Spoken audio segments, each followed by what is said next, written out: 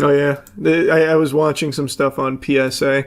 I have been so glued to everything that's been going wrong in the TCG community. I've always hated PSA. I've spit on them a lot over the years, but I didn't even realize just how deeply corrupt the company was. Like, it's bad, and I've always known it's bad, but it's much worse than I thought. How many of you are familiar with the PSA buyback scandal? Anyone here ever heard of it? Wow, most people haven't heard of it. This channel here did a good breakdown of it. Here, let me skip around a little bit and show you. Guys have seen something like this, let me know down in the comments below, because this might be a problem that we need to sort of dig into a little bit further. But you have this post over here from Twitter where this person basically says their grades popped, they've done a grade reveal. I think they got, 30 odd cards graded. All of them came back as PSA 9s, if I recall. The account over here is Preston PZPTCG on X. No, you're thinking of a different thing. That was the lenticular. That was a more recent PSA scandal with the potential swap. I'll sum it up. The buyback scandal is it started here, really. A user realized that their 9s that PSA had bought back from them, he checked the cert and saw that they had actually got regraded to a 10. So, to break it down, PSA has a system where they make offers, where they will offer to buy back some of your cards. So they graded his cards at a 9, and then made an offer to buy the cards at a 9 at that value. And then they turned around and apparently regraded those 9s to a 10, and PSA sells these cards. PSA sells their cards. So like with the lenticular that I talked about, they sold a card for $45,000. So they actively engage in this market. So they have a huge incentive, a big conflict of interest to lowball grades, make an offer, get the cards back for cheap, up the grade so they can sell it for more. So they double dip. You pay for the grading. And then they also have an upcharge. So if your card grades high and it's a very valuable card, they will charge you more. Even though it doesn't take more work for them, they want a bigger piece of the pie. So if you have a card, like a really valuable card, like let's say it grades and it's a card that's worth, fucking $250,000 is what it is. So you have like a base set to PSA 10 Charizard, first edition. They will upcharge you $10,000 for that grade, even though it didn't take them anything else to do. It didn't cost them more money to grade it. So if your card is more valuable, they charge you more for that. So you're paying for that. You're paying to ship the card to them, and then they might undergrade your card, offer to buy it back from you, and then they will up the grade themselves and sell it for more. That was the buyback scandal in a nutshell. It's fucking diabolical. Like, genuinely, shocking. I had heard bits and pieces of it. I had never seen the whole thing until I was, reading about it and then watching some from Dan the Cardman on it. But it's insanity. Genuine insanity that anyone would still use PSA. It's literally a triple dip, actually. Because you pay to ship it to PSA. Then you have to pay the upcharge if it graded high.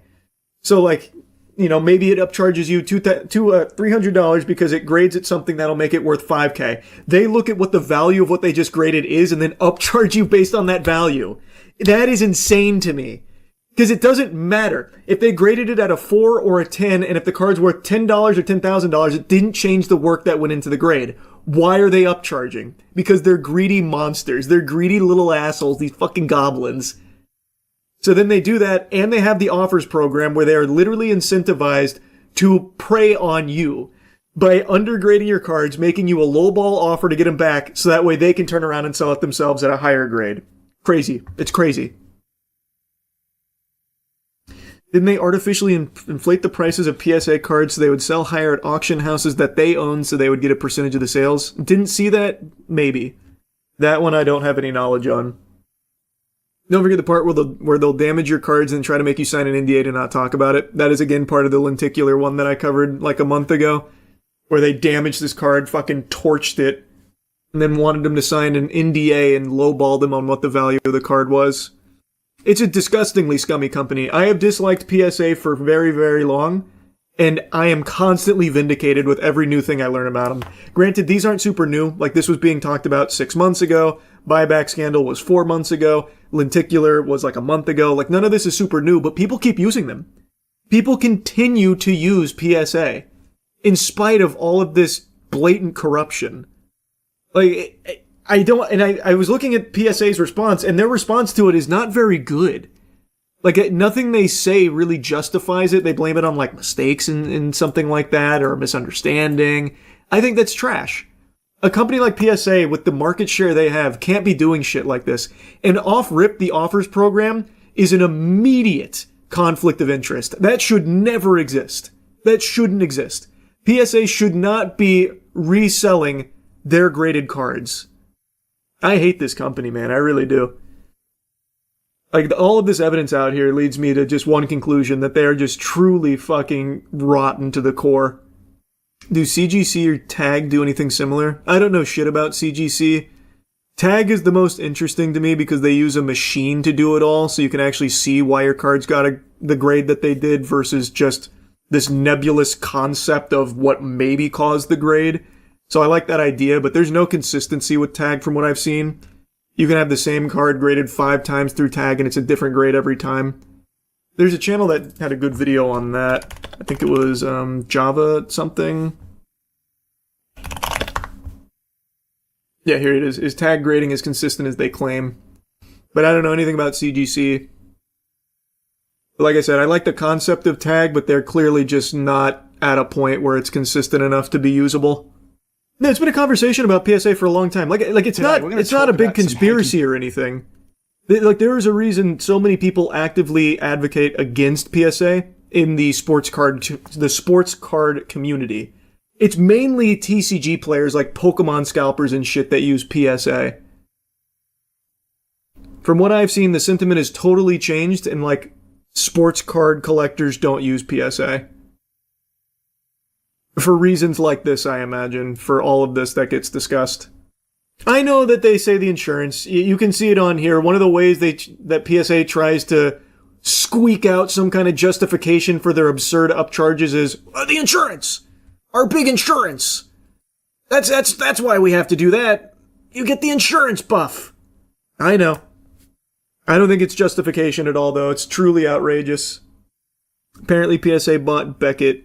No wonder the recent manga grading has no consistency or criteria. Yeah, PSA bought Beckett a while ago.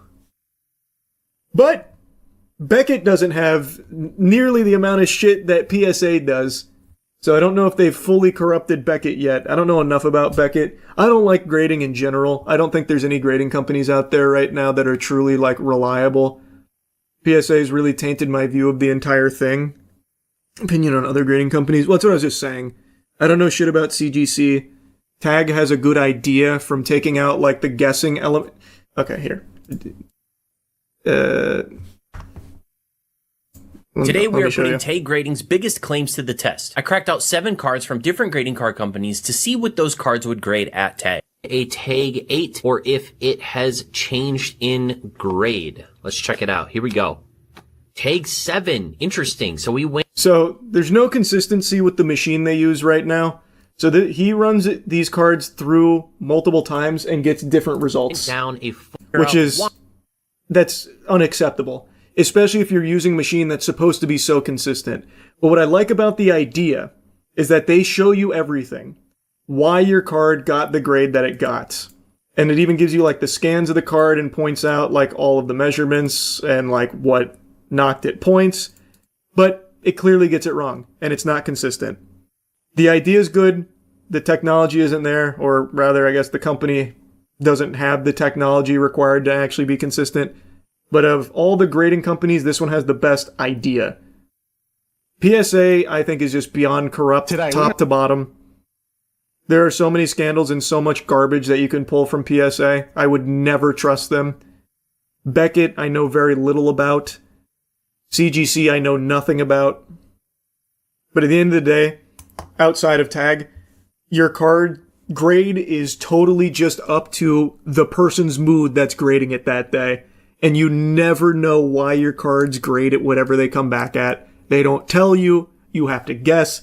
And there could easily be some shady shit going on there where maybe they don't want a whole lot of 10s out there. Maybe you gave them a 10, but by having more tins in the population, it's going to devalue the other tins out there. So maybe they decide to give you a 9 instead. Like, there's just too much guesswork. I just wouldn't trust it. PSA basically has a monopoly, right? Not a monopoly, but they are by far the biggest. Again, this channel also has something covering their market share dominance. Hey, we are once again month-on-month. Oops, hold on. There. So still, most people are choosing PSA, but that's for TCG. Sports card graders are not doing PSA from what I've seen. They're mainly doing Beckett. Especially since they sell their own graded cards, it invites corruption. Exactly. That's why I think the offers program is just completely unacceptable from PSA. I used to work at GameStop, so we'd send cards to PSA to get graded. I believe the biggest upcharge I ever saw was like 1K. Oof. That upcharge, man, I can't get over this shit. The upcharge is so crazy. The card is worth more, or your card that maybe you thought was going to get a PSA 7, 8, or 9 now grades as a 10, meaning it's worth more. So they go ahead and charge you a higher tier. And the way that fundamentally works is something as simple as this. If you use the Express service, what their policy states is that you can only do this for cards up to being a value of $2,500. Now, if your card is worth more because it gets a PSA 10, they say, hey, you know what? We're going to now charge you $299 because we have to cover our insurance premium. We can do this up to $5,000. So your card is now worth more than $2,500. It's worth less than $10,000. So we're going to charge you this amount of money. So they therefore charge you $150 more than what you originally paid. Now, this becomes a bigger problem when it's more expensive cards. I just think it's so fucking gross. It's so gross. And all of that hinges on the idea, by the way, that your card sells at that value they give it. So who's to say that the card that they grade that right now is worth over $5,000 is still worth over $5,000 a year from then? What if it crashes, right? Then what? Are they going to refund you the difference? No, of course they're not. It's so fucking dumb. And it's not like it instantly can be turned around and sold at that price. So you will be waiting. And it might go down. Maybe it goes up, but it could very well go down. It's all speculative. It's so stupid. Ugh. You see scalpers coming for Magic now? I saw. The Costco buyout, yeah. Did anyone actually play with the cards or just collecting and scalping? For Pokemon cards, that's basically just scalping. Not even collecting. It's just people chasing the big hits to try and sell. Oh yeah, I've been glued to this topic for the last couple days. The scalping has gotten so bad in every TCG. I'm seeing fights every day and all kinds of degeneracy. So then I was looking into the grading and shit, especially after the lenticular stuff. And then, of course, I come across all of the upcharge and buyback stuff. It's so fucking terrible. It's gross, man. It's so gross. You know it's crazy when Yu-Gi-Oh! Isn't staying on the shelves. Okay, let's not get carried away. They're not coming for Yu-Gi-Oh! The overframes have been hyped, but it's mainly the Yu-Gi-Oh! Community. There is no... I could be very wrong, I might eat these words. I don't think there's any chance the scalpers will find any success in Yu-Gi-Oh! And I don't think they're going to try. That is just not a TCG where people engage in this kind of degeneracy because it just doesn't sell. Yu-Gi-Oh! Is perpetually reprinting, so no one gives a fuck. Scalpers and street vendors have been a thing forever in Yu-Gi-Oh! They just don't have vending machines outside targets to be abused, but it's very much a thing. You go to any event, you'll hear 100 different wannabe vendors say, I'll pay 65% TCG player price. Like, I know it exists, but it's not like this. It's just, you are never, ever, ever going to turn around and sell a PSA 10 Starlight Sky Striker. It's just not going to happen. Because in Yu-Gi-Oh, people will go for max rarity decks, but they play it. So you can sell raw Sky Striker Starlights. That'll happen for sure. But you're never going to be turning around and actually selling slabbed Yu-Gi-Oh cards. Fucking nobody wants those. Unless they're very rare cards like 101s. Well, yeah, unless they're like extraordinarily rare, like obviously your First Ed, LOB, Dark Magician, Blue Eyes, stuff like that. But that's not going to be common. Some of the elemental heroes. But even still, that's not common. It's just, I'm very confident you won't see this kind of shit spread into Yu-Gi-Oh! I could eat those words, and I'm sure people will try to do it, but it's never going to be successful. We'll see. Yu-Gi-Oh! Reprints too much. The product is too available. and nobody actually cares about, like, just collecting it. They play it. They play the max rarity cards. It's kind of gone under the radar, but do you see the Chile Pokemon card assassination? No. What? Oh, actually, wait. Here's a whole news report. 2 people arrested in connection with the disappearance of a young Pokemon card vendor, who apparently was found dead. Holy shit. Hello, good afternoon. Of course, because the formalization of the 2 defendants who are believed to be the perpetrators of the death of Camilla, this young woman who is dedicated to selling Pokemon cards, has just been completed. Let's go back a bit to when this happened. This was in mid-March, when this young woman, only 20 years old, who is then dedicated to selling these Pokemon cards, went missing. What is happening? There are several hypotheses that have been considered here. But of course, on it, so far the result of this formalization is the first that 120 days of investigation have been given to be able to clarify more of the events that occurred during the disappearance of this young woman and her subsequent death. I feel like the auto dub is way off on what's actually being talked about here. I don't think the auto dub is overly reliable, but it seems like she was killed. Well, she was taken, reported missing, found dead by 2 people, and the motive is reportedly Pokemon card related, not like a single Pokemon card, but Pokemon card related. It was a couple, by the way, apparently. Allegedly, it was to steal her Pokemon cards. They murdered her to steal her Pokemon cards. Holy shit. Yikes, man. Unfortunately, in addition, the 2 defendants, 2 people, a man and a woman under 30 years old, are also being held in preventative detention. This is very relevant because it was what the public prosecutor's office was requesting, which the ombudsman's office for these 2 defendants also tried to modify. Now, what happened? This young woman was selling Pokemon cards in a community of young people who exchanged these cards. She was moving around a trade with her show. card, where she had an approximate value of cards worth around 3,000 pesos. This would be the method of procedure. What? Why? The reason why the defendant would... So they kidnapped and killed her to steal 3,000 pesos worth of Pokemon cards. What the fuck? What? This is so diabolical. 172 USD, by the way. Unreal. Unreal. Would have taken this young woman in a certain way, lying to her because he had told her that it was a Pokemon card event. He took her to his apartment, and thanks to all the videos that have been shown here in the formalities, it is realized that the young woman did not leave this apartment, specifically on Manhita Street, where the young woman entered with the defendant and never left again. All of this has been captured on video, both from inside the building and from the street cameras, the footage that was shown. Now, what is the relationship between the 2 defendants? We must mention that they were a couple. For the same reason, both the relationship is being seen that the defendant would be the perpetrator and the accused would be an accessory. And for the same reason, Seatson, the crime that is being reformulated here in this instance is robbery with subsequent homicide, Kaya, where several records were also seen that were able to be shown here during the hearing, where they were taken in the same cart that the victim was being transported to her letters. Wow. Yikes. Yikes. Is scalping only an American issue or worldwide? Brother, we are literally hearing a story out of Chile of a couple murdering a woman over 3,000 pesos worth of Pokemon cards. No, it's not exclusive to America. Even in Japan, they had to stop selling exclusive cards at McDonald's. You just reminded me, in Japan, they have a quiz that you have to complete at a certain spot in order to get Pokemon product, and if you fail the quiz, they won't sell it to you.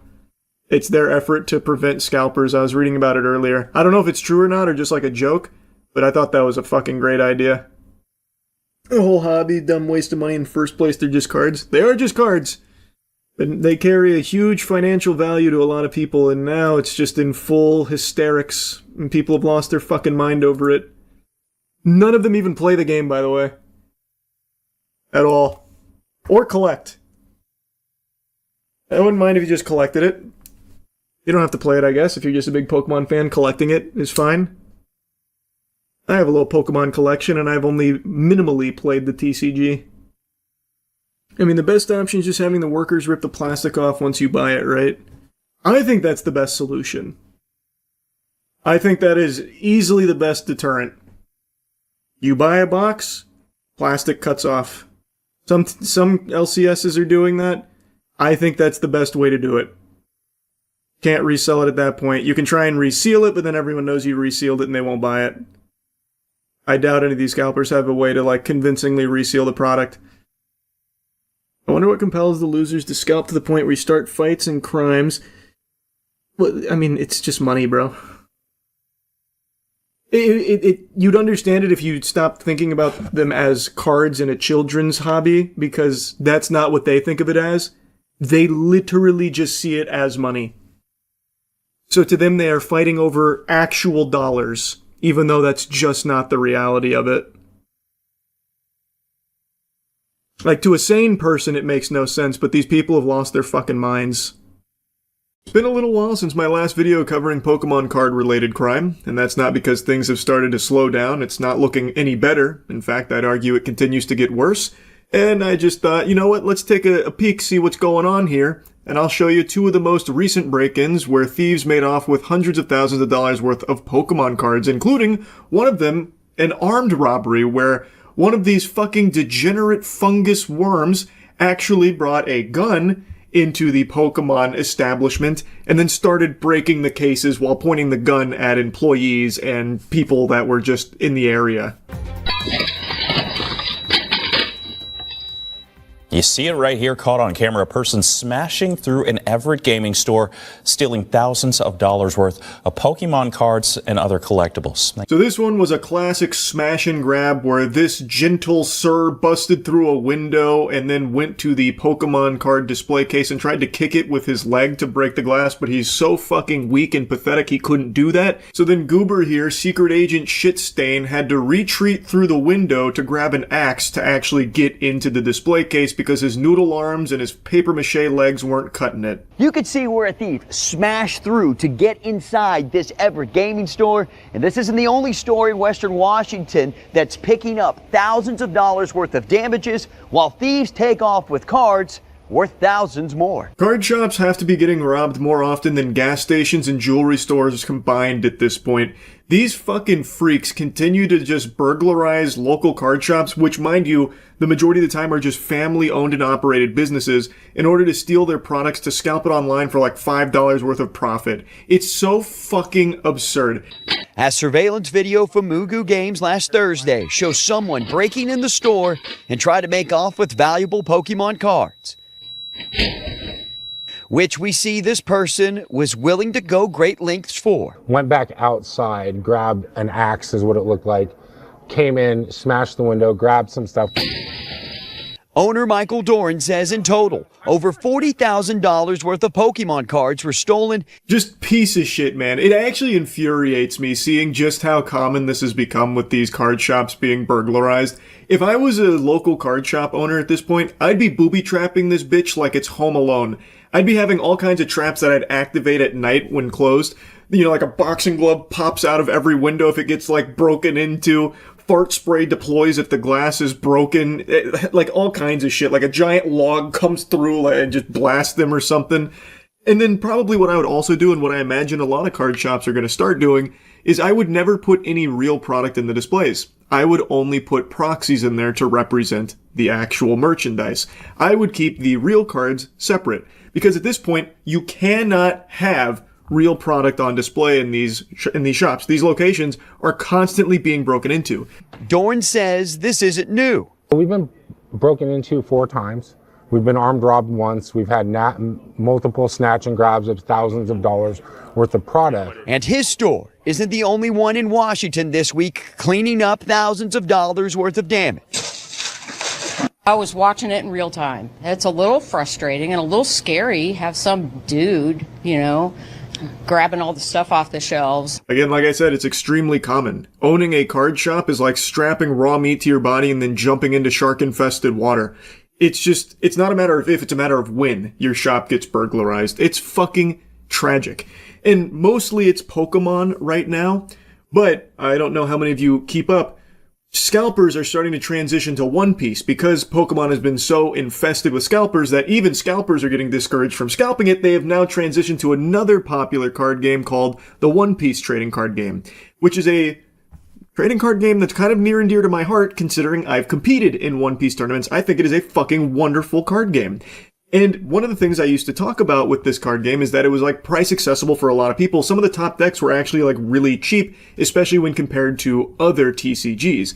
That is now no longer the case because scalpers have fucking latched onto it like a hemorrhoid, and now prices are shooting way up because of it, and now a lot of real players are having a hard time getting their hands on product. It's a disaster. The entire TCG space has just become a cesspool because of these kind of fucking worms, these parasites. But Dorn says what really has him frustrated is the lack of accountability when it comes to those who've been caught stealing from him and other businesses, which he feels is why others keep leaving. I mean, there's a reason why businesses are moving out of Snohomish County, Washington.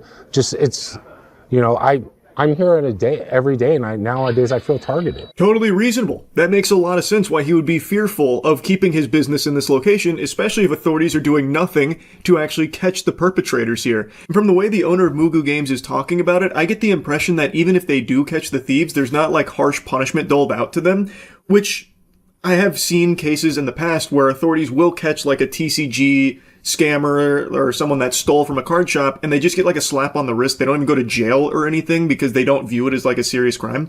I mean, it should be viewed as a serious crime. This is a fucking crime that should be punishable by time in the fucking slammer. Like, they are a danger. As you mentioned, they had even been armed robbed before.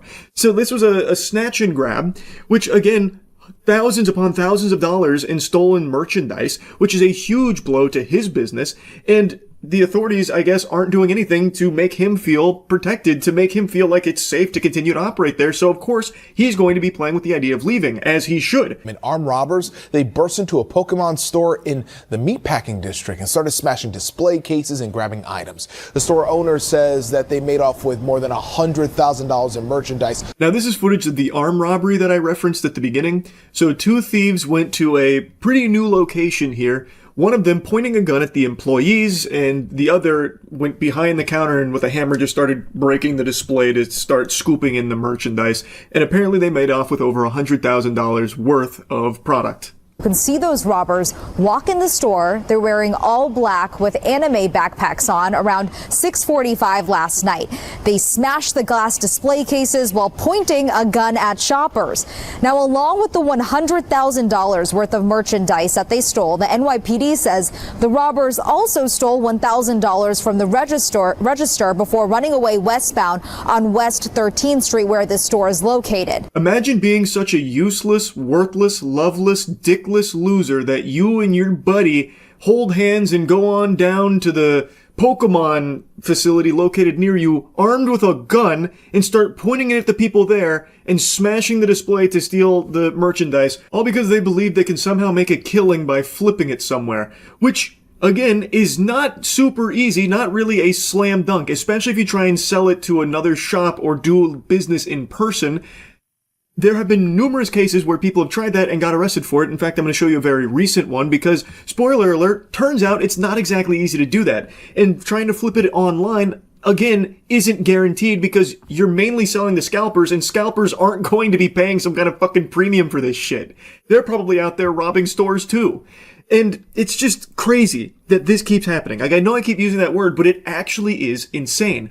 And based on the surveillance camera footage here, these feel like they're probably like kids. Like, I don't even think these are adults. One of them's wearing like some kind of like comic book backpack. I don't know. It looks like Carnage crossing over with like a fucking Labubu or something. I'm guessing that is the backpack he takes to his fucking first year algebra course. Like, that is actually probably like a 15 or 16 year old that is handling that gun, pointing it at the people in there. And then his friend, the way he's handling the hammer, makes it feel like he doesn't even know what he's holding. Like, it's some kind of alien artifact. It seems like he doesn't even have the strength to lift the hammer. It's like fucking Thor's Mjolnir. Like, he's struggling to even hit the things with it. Like, the hammer is controlling him.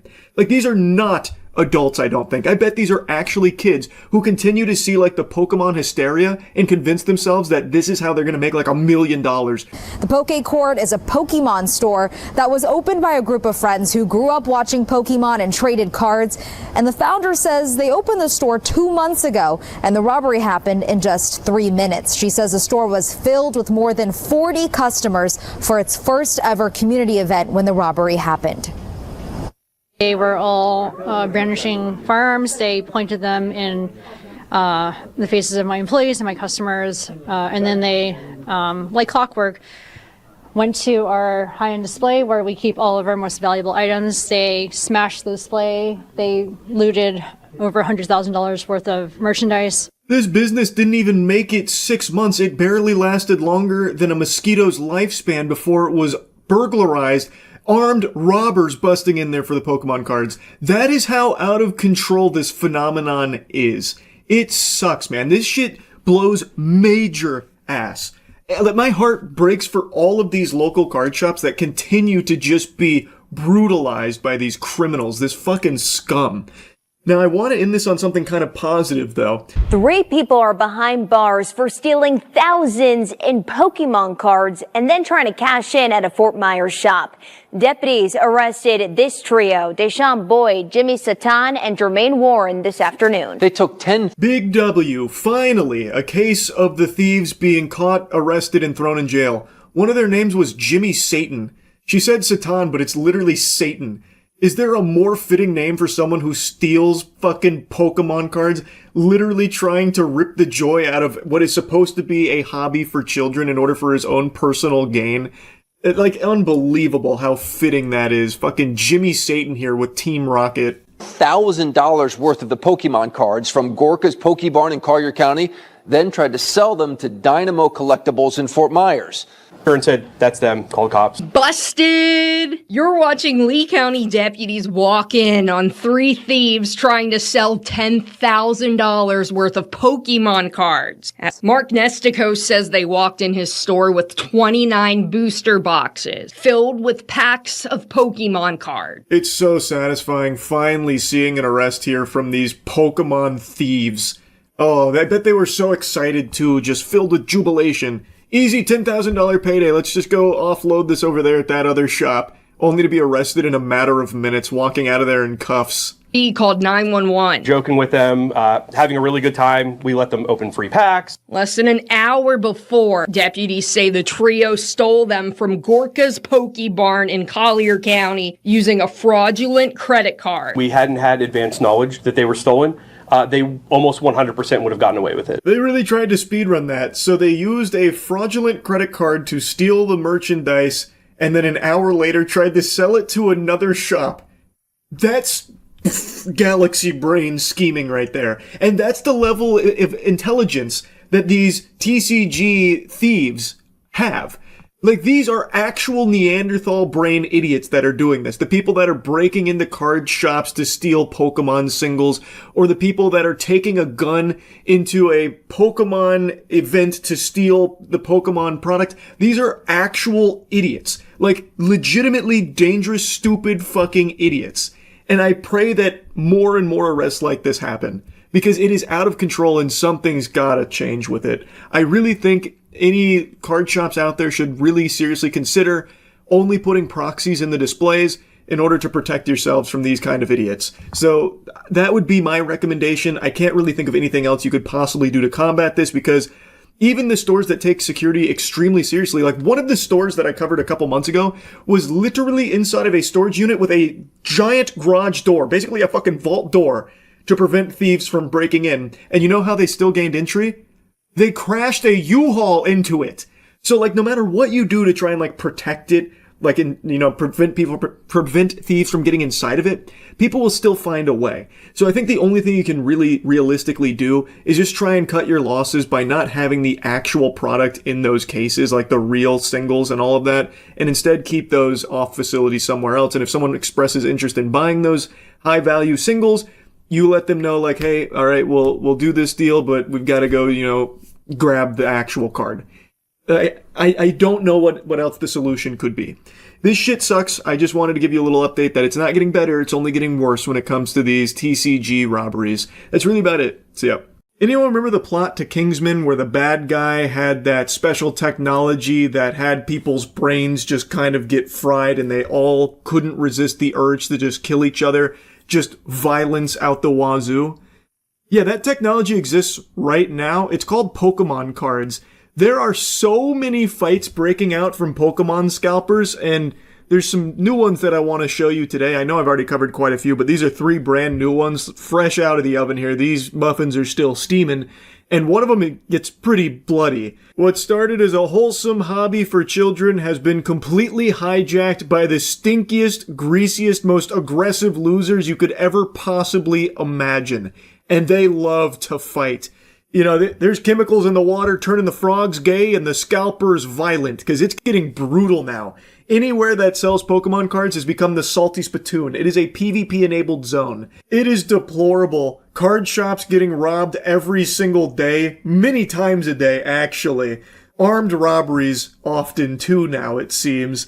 And now fights are becoming even more commonplace at businesses that sell Pokemon cards from these stinky fucking worms, man. It's crazy. Now, if you want to avoid being stinky and greasy and a loser, you better start showering using Cheeky soap. It's the best soap in the universe. Go to usecheeky.com right now. Get some of our soap.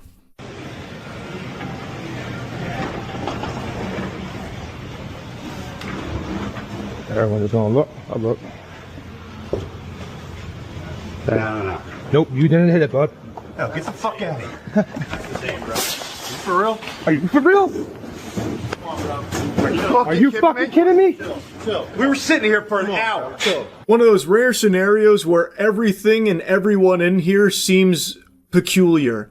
So this guy rolls up, I'm guessing he's got like his meta glasses on, so Dweeb kind of rolls up, scoots in sideways after locating the Pokemon card vending machine, and then goes to get a box out of it.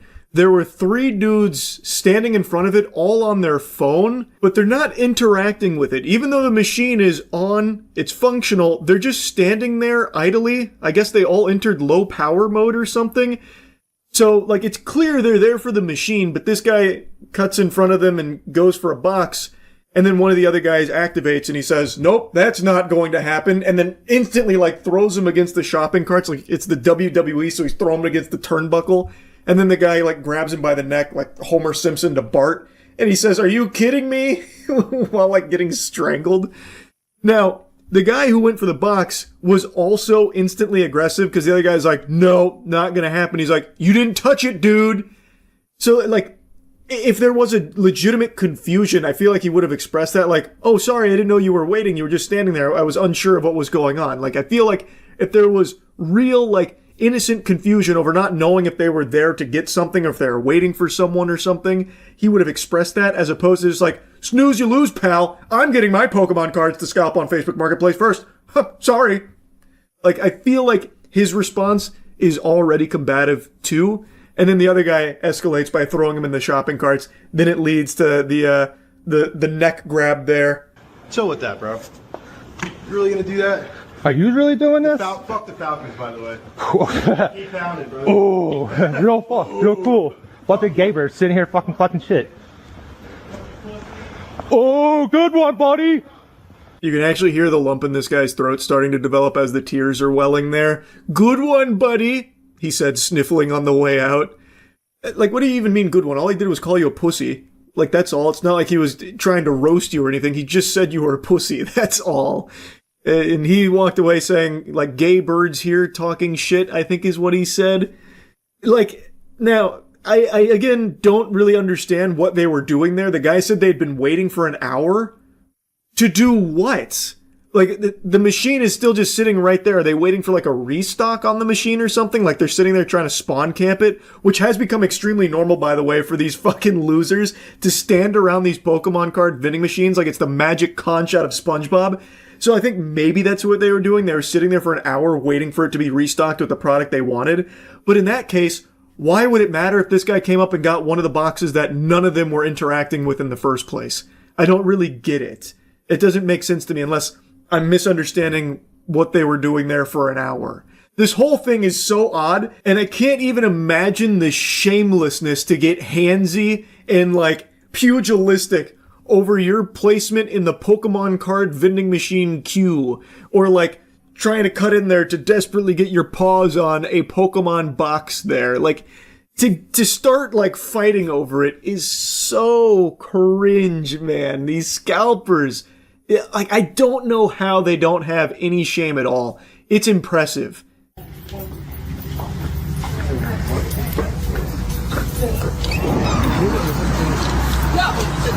Round two.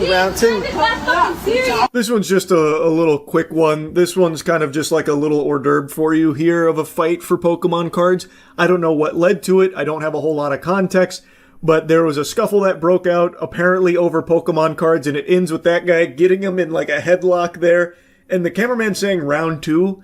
So I don't know if this is like the second time like that they've tussled like in that afternoon, or if this is a thing that keeps happening between these two guys. They keep meeting up here and squaring off over Pokemon cards. Either way, it's pathetic. This isn't guys, stop! Yo, stop! Stop! Oh yeah! Stop! Stop! Oh yeah! Stop! Oh yeah! Get your shot! We're not fucking doing that here. What do you mean they can't do that here? You sell Pokemon cards at this establishment, right? It's a fight club, fundamentally, then.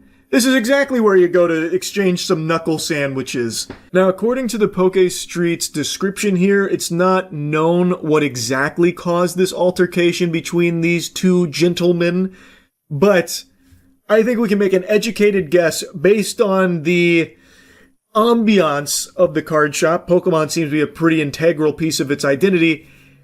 I would say it was likely something to do with some Pokemon cards. Just a hunch.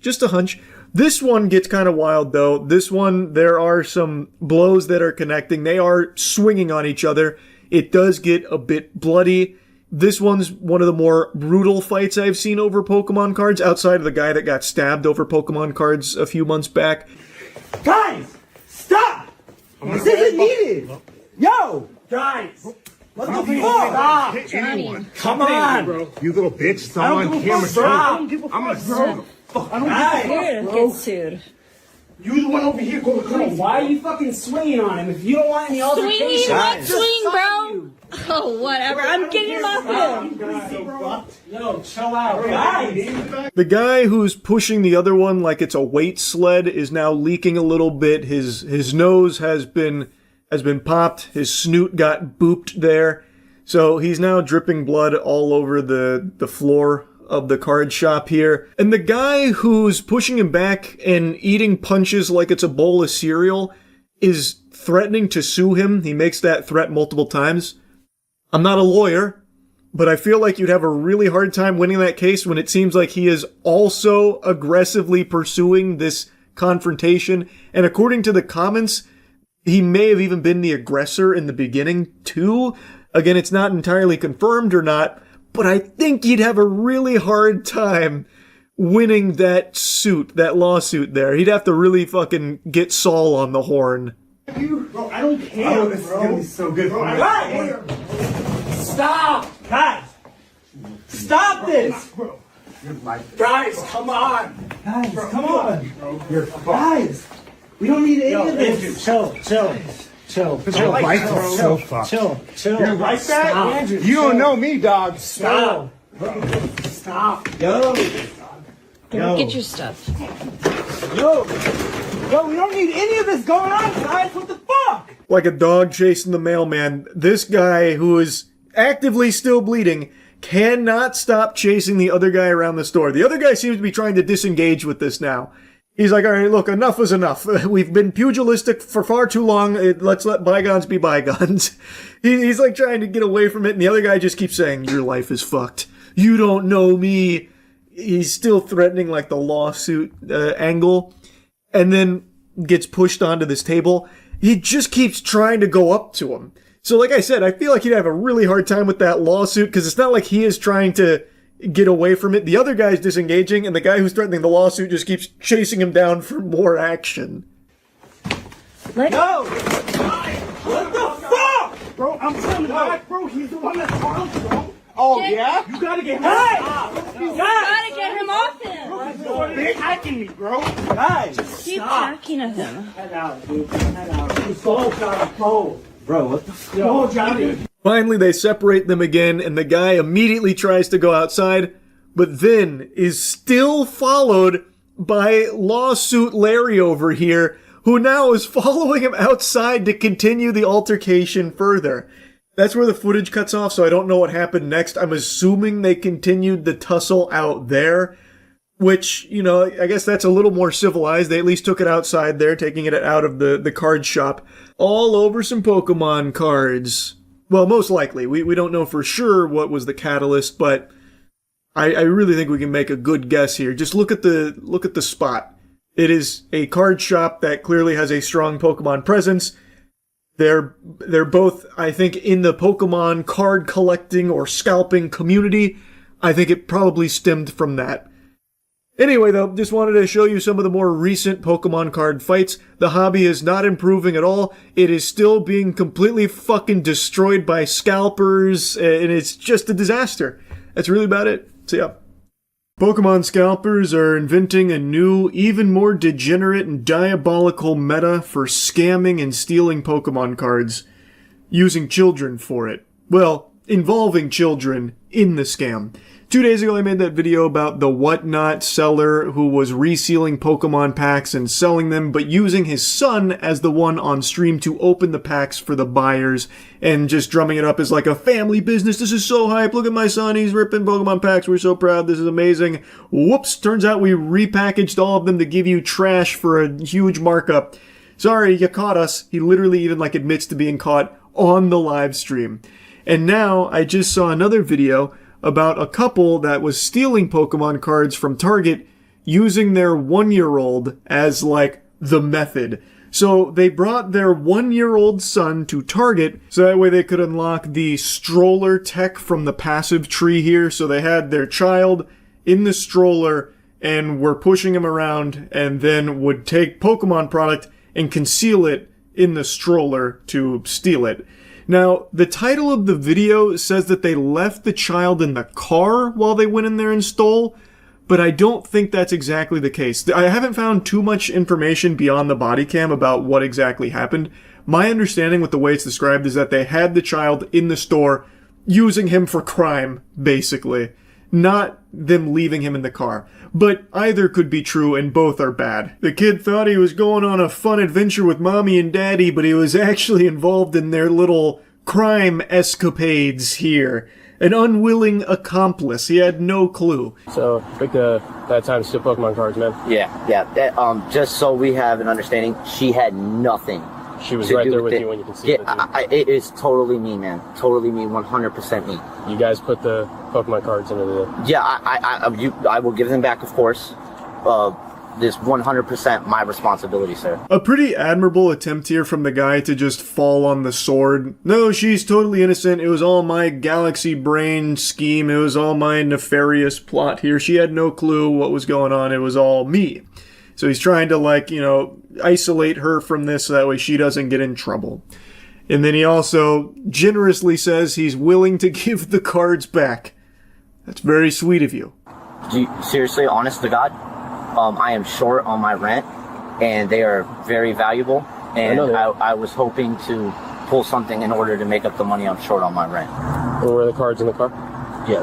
I know, where are they in the back seat. And by the way, you can't say she had nothing to do with it when that's all you guys came in here for. And you concealed it right next to her. Just so you're aware of that. His hero plan, unfortunately, falls a bit short because they have surveillance camera footage and they can clearly see she was directly involved in this plan and acted to help conceal it and work to get the Pokemon cards out of there. So it kind of ultimately ended up looking like that scene from Kong Skull Island where that guy pops 2 grenades to sacrifice himself to kill the monster, but the monster just hits him with the tail and he gets flown into a fucking wall and blows up. It didn't work, is the point. Say, I don't know if it would make a difference. Is there any way we could pay for it? This isn't an apology type of thing. You've already done it. You know what I mean? There's no way to just suddenly, hey, we're going to pay for everything because we got caught by the police. Yes, sir. Yeah, you also stole stuff with the baby. Yeah, but That doesn't matter. I have the money for it. I can Yeah, pay but it. as I just told him, that's not how this works. You don't get to suddenly want to pay for things after you get caught by the police. Fourth quarter, back up against the wall, throwing out the Hail Mary. They try to, pay for it after the fact. That didn't fly either. So they are both facing not just like the small-time theft. The officers also threw out the possibility of pursuing child endangerment against them because they involved their child in this crime, which they argue puts them in a path of danger. Should Gary Oak roll up and start airing the place out, trying to stop him from stealing the Pokemon cards, the kid is now in harm's way. Basically, they brought the kid for the sole purpose of executing this crime. Now again, the title says that the child was left in the car, but all of the information in the video seems to indicate that the kid was present. Also, if the kid wasn't in the stroller in the first place, there would be no point to bringing the baby anyway. So that wouldn't even make sense unless they had like a decoy, like they had like a baby doll in the stroller. But then again, why would they bring like the actual flesh and blood human being there? So I have to imagine that they did actually bring him in the store to do this. Though if they did leave him in the car, that is also equally dangerous. You do not leave a child in a hot car. That, everyone should know that. This happened in Florida. You especially don't do it in Florida. If they did leave him in the car, who knows how long they were in the store for. That is extremely unfair and irresponsible to the kid if he was left unattended in that car. But I'm leaning towards the idea that they brought him in the store to do this. Worth mentioning, I haven't slept in over 28 hours. There is a good chance that maybe I'm just completely wrong there. I just thought I'd put that on the record. But either way, still not good. Regardless, stealing Pokemon cards by using your baby to help you accomplish it is fucking unhinged. This is so avoidable. Like, ruining your life just to get your hands on some Pokemon merchandise to flip because you're a scalper is just so low. It is shameless to involve your child in it as well. Thank you. I'll go get the press one. We have child endangerment on both of them. For what? They had their... How old is your child? A year-old, then they used the stroller as cover for it. Decent human, you literally put your 1-year-old child in danger. How is that? You cannot do a crime and then nothing happens because you have a kid. It is happening. I'm going to jail. You use the stroller as a ways of concealing the merchandise. And I'm getting arrested. And so is she. I need you to call your dad and come pick him up. Please. The other officers didn't seem super on board with his evaluation here about child endangerment, so I don't know if that stuck or anything, but this was him explaining it to them. Regardless of what charges were ultimately, brought against them, this was just so fucking avoidable. Like stealing Pokemon cards from Target by using your baby and its stroller to conceal them is just like, how can you sink so low? They say that they were short on rent, so the plan was to steal these Pokemon products, open them, hoping for a big hit, fingers crossed, praying for a big hit, so they could sell it to nearby game shops. That is like, in the world of scalping, that is even stupider than most scalpers. Why would you open the product? Just sell the product itself in that case. You are not going to hit, most likely. You are not going to make more money buying the product, opening it, praying for like the big hit that'll grade it like a fucking PSA 10. Like, it's not like that is a pipe dream. Are you guys going to other stores and doing this? No, sir. So how do you guys have so many Pokemon cards? No, I've been collecting for years. That's what I'm saying, but these are all new cards, man. They're all like fresh out of the pack. Yeah, the ones that I have? The ones that are in there, yeah. Yeah, those are, if you see the sleeves in there, they're all sleeved up, well taken care of, fresh out of my binder. We were taking them to the game store, Prodigy. Okay, cool. Alright, we'll be right back with you. He apparently had a lot of Pokemon cards that he claims he had been collecting for years. The officer notes that they seem pretty fresh and new, so it's probably not like years old cards or anything. It seems like it is some pretty brand spanking new puppies in there that he is saying that he was going to go sell to not GameStops, the game stores. Well, maybe GameStop. So I'm pretty sure they take Pokemon cards. They fucking grade them there now. They have like a a wizard on standby who's just like, yeah, it's probably like a 9 or a 10 maybe. I have no idea how it works. Not important regardless. His plan was to take these hits, sell them, and then pay rent, is what he said the goal was. Of course, no way of knowing if that's true or if he is just someone who is a scalper who turns around and sells it because it's hot right now and people make money doing it. I have no idea if the story about the rent is true or not. They then searched his car and found some other stuff, like a marijuana cigarette or something, and he got in trouble for that as well. Big mess, all of which entirely avoidable if he didn't try and steal Pokemon cards from Target using a baby and his stroller to try and smuggle the Pokemon sacred cards out of the store with. Just super crazy, the state of Pokemon cards right now. It's unbelievable. That's about it, see ya. You think I'm unshowered and greasy, don't you? You should be ashamed of yourself. That's pathetic. This is called acting. I am simply playing a character that is a slimy, greasy caveman. It's method acting, you swine. You wouldn't know anything of it, would you? With your ignorance out of the way and this myth fully busted and debunked, I'd like to proceed with the video topic, if you don't mind. Which is, of course, more Pokemon card thieves. I literally caught somebody in 4K stealing a Charizard from my booth at a card show. So let's do a play-by-play. The card in question is a 25th anniversary celebrations Charizard. Let's start out by actually locating the card. I don't even know how many videos I have at this point covering Pokemon card thieves. This has to be one of the most commonly stolen items. Like, what else would even be close? Phones? Maybe? Like, perhaps? But I don't even know, because phones, like, nowadays are, like, often locked down, and people know that if you just steal a display phone, you can't do shit with it. You can maybe shove it up your ass, and that's about it.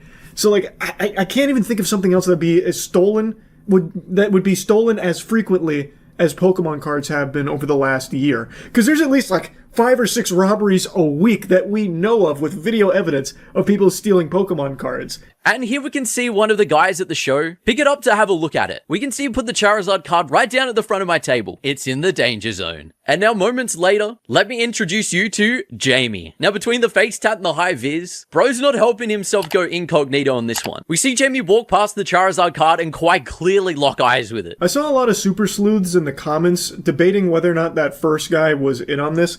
And I will admit, it is odd that he would pick up the Charizard and then put it so far away from the place that he got it from. And especially at a card show, most people there probably are somewhat knowledgeable on cards. He would definitely know that putting a card on the edge of the table there, that's like chumming the waters around sharks. That is a disaster waiting to happen. Like, I feel like there is merit to the idea that he could have known this guy and this was like a planned thing. But the uploader shoots that theory down by mentioning that he actually knows that first guy personally and he was interested in buying that card. The reason he had to step away was because something outside of that needed his tending to, so he left to go do that and then came back to buy the card and it was gone. And he said at no point did those two ever interact or anything, so I would take his word that the first guy probably wasn't in on it. Plus, I also feel like with the way that the card got stolen, this probably wasn't a multi-person operation. This guy right here wearing like the most obvious attire, like he literally is wearing a fucking Fortnite skin to stand out in front of as many people as possible. He is literally wearing accoutrements that are designed so you can see them in the dark. He is actually, it's like he's putting up a whole beacon, like he's giving everyone a fucking UAV so they can constantly find him in the crowd. And he is going to steal this card in the most Neanderthalic way possible. He just grabs it. And with shaky hands, he even goes in for a little cheeky touch. Now with phone in the left hand at the ready, it's incredible how quickly he's locked in on swiping this thing. Try and act a little nonchalant, has a little gander in the case, and then looks straight back at me to see whether I'm at all paying attention. What? I'm not. My camera definitely is. And here we can see that Jamie spec'd all of his skill points into stealth and thievery, because look at this cheeky maneuver. Bang, and the card is gone. Angled it perfectly so we can see it on the bottom of his phone right here. That's about as simple as it gets right there. I just don't believe the first guy was in on it here. I don't think this was premeditated and planned. It's clearly not some Ocean's 11 style heist. This guy just sees the card at the edge of the table. He like caresses it once or twice, honks on it like a pair of boobies, and then he puts his phone on top of it and grabs it. And that's it. And you can clearly see that he grabs the card. It even flashes the camera. Now, Jamie's misplayed this a lot, as his mum, or I don't know, I'm just assuming, it could be his partner, has looked over at the exact right time. I don't know, I'm pretty good at lip reading, and I'm pretty sure she says, "Yeah, man, I reckon you should subscribe to the channel." He makes fun of this lady at the end here and makes a joke out of it, assuming that she knows what just happened. I'm not convinced she does. Like, her turning around and then seeing this guy, I don't think immediately would raise red flags that she must have known he stole that Pokemon card, because he does have the Pokemon card under his phone. We as the viewers can clearly recognize that the card has just been stolen. He's not a good thief by any means. He's like the fucking wet bandits if they went around banging trash cans together to make as much noise as possible during burglaries. Like, he is bad at it, sure, but to someone that's on that side where she is, from that angle, how the fuck would she see that card? How would she know? Unless she has Superman's X-ray vision, there's no way she's going to notice that he just stole a Pokemon card under that phone. Unless, you know, she's his mom and just expects her son to... Hold on, I'm ripping a fart. I had to rip some ass right there. And just expecting her son to be stealing Pokemon cards. Which I guess is possible. Like, yeah, there's a chance she knew. And she does say something that seems to be targeted towards this guy. But I don't know what it is, and I just find it hard to believe that somehow she saw that happen. Because it looks like she was looking in the other direction when he made his big move there. Anyway, though, I want to show you another Pokemon thief.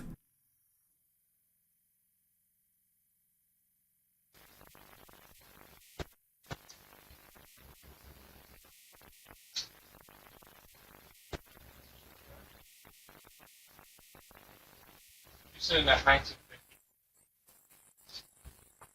This is the hot spot for stealing Pokemon cards. I have seen so many clips now of people just going into card shops and just not even trying to hide it, just stealing cards and walking out.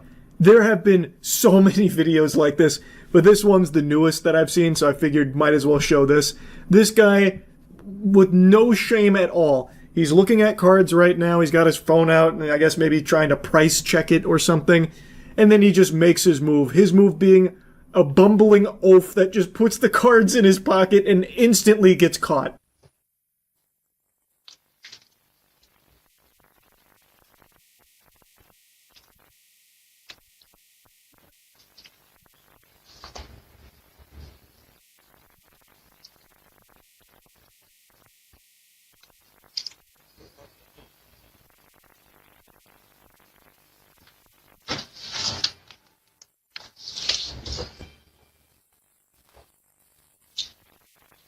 Hello. You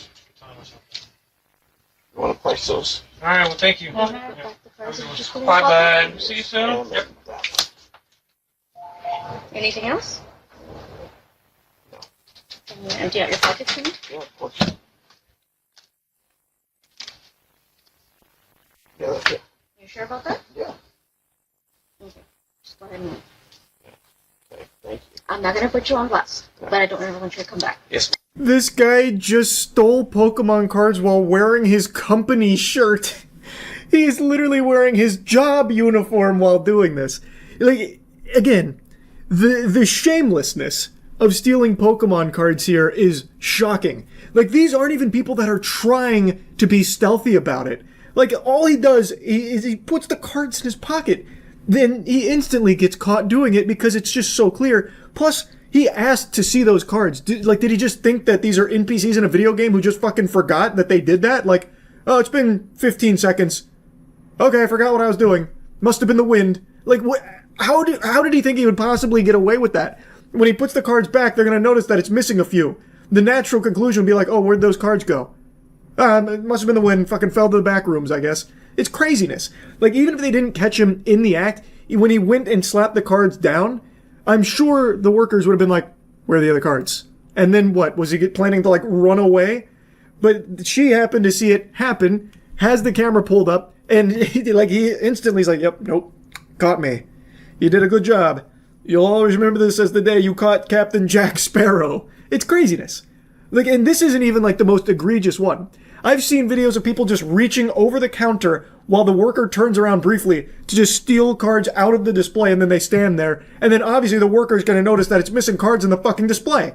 It is crazy how out of control stealing Pokemon cards is, and just how, like, blatant people are with it. Because I think they're just so confident that even if they get caught, there's no real repercussions. Because in cases like with the Charizard, I looked it up, near mint that card goes for like $140. I think people just feel really confident stealing this because they, A, don't expect people to pursue it very hard. B, even if they do, the police probably won't do very much about it because it's not like extremely expensive if they're just stealing a couple of cards here and there. And C, they think if they steal these, they can immediately turn around and sell it for a ton of money, which you can't. That is just, it's a terrible idea to even steal these in the first place to try and make money off that shit. It is so out of control. It is nuts. With not just Pokemon, everything in the TCG space right now is just bonkers. Anyway, I just wanted to show you these two instances of stealing cards really poorly. That's about it. See ya. Initiating moisture.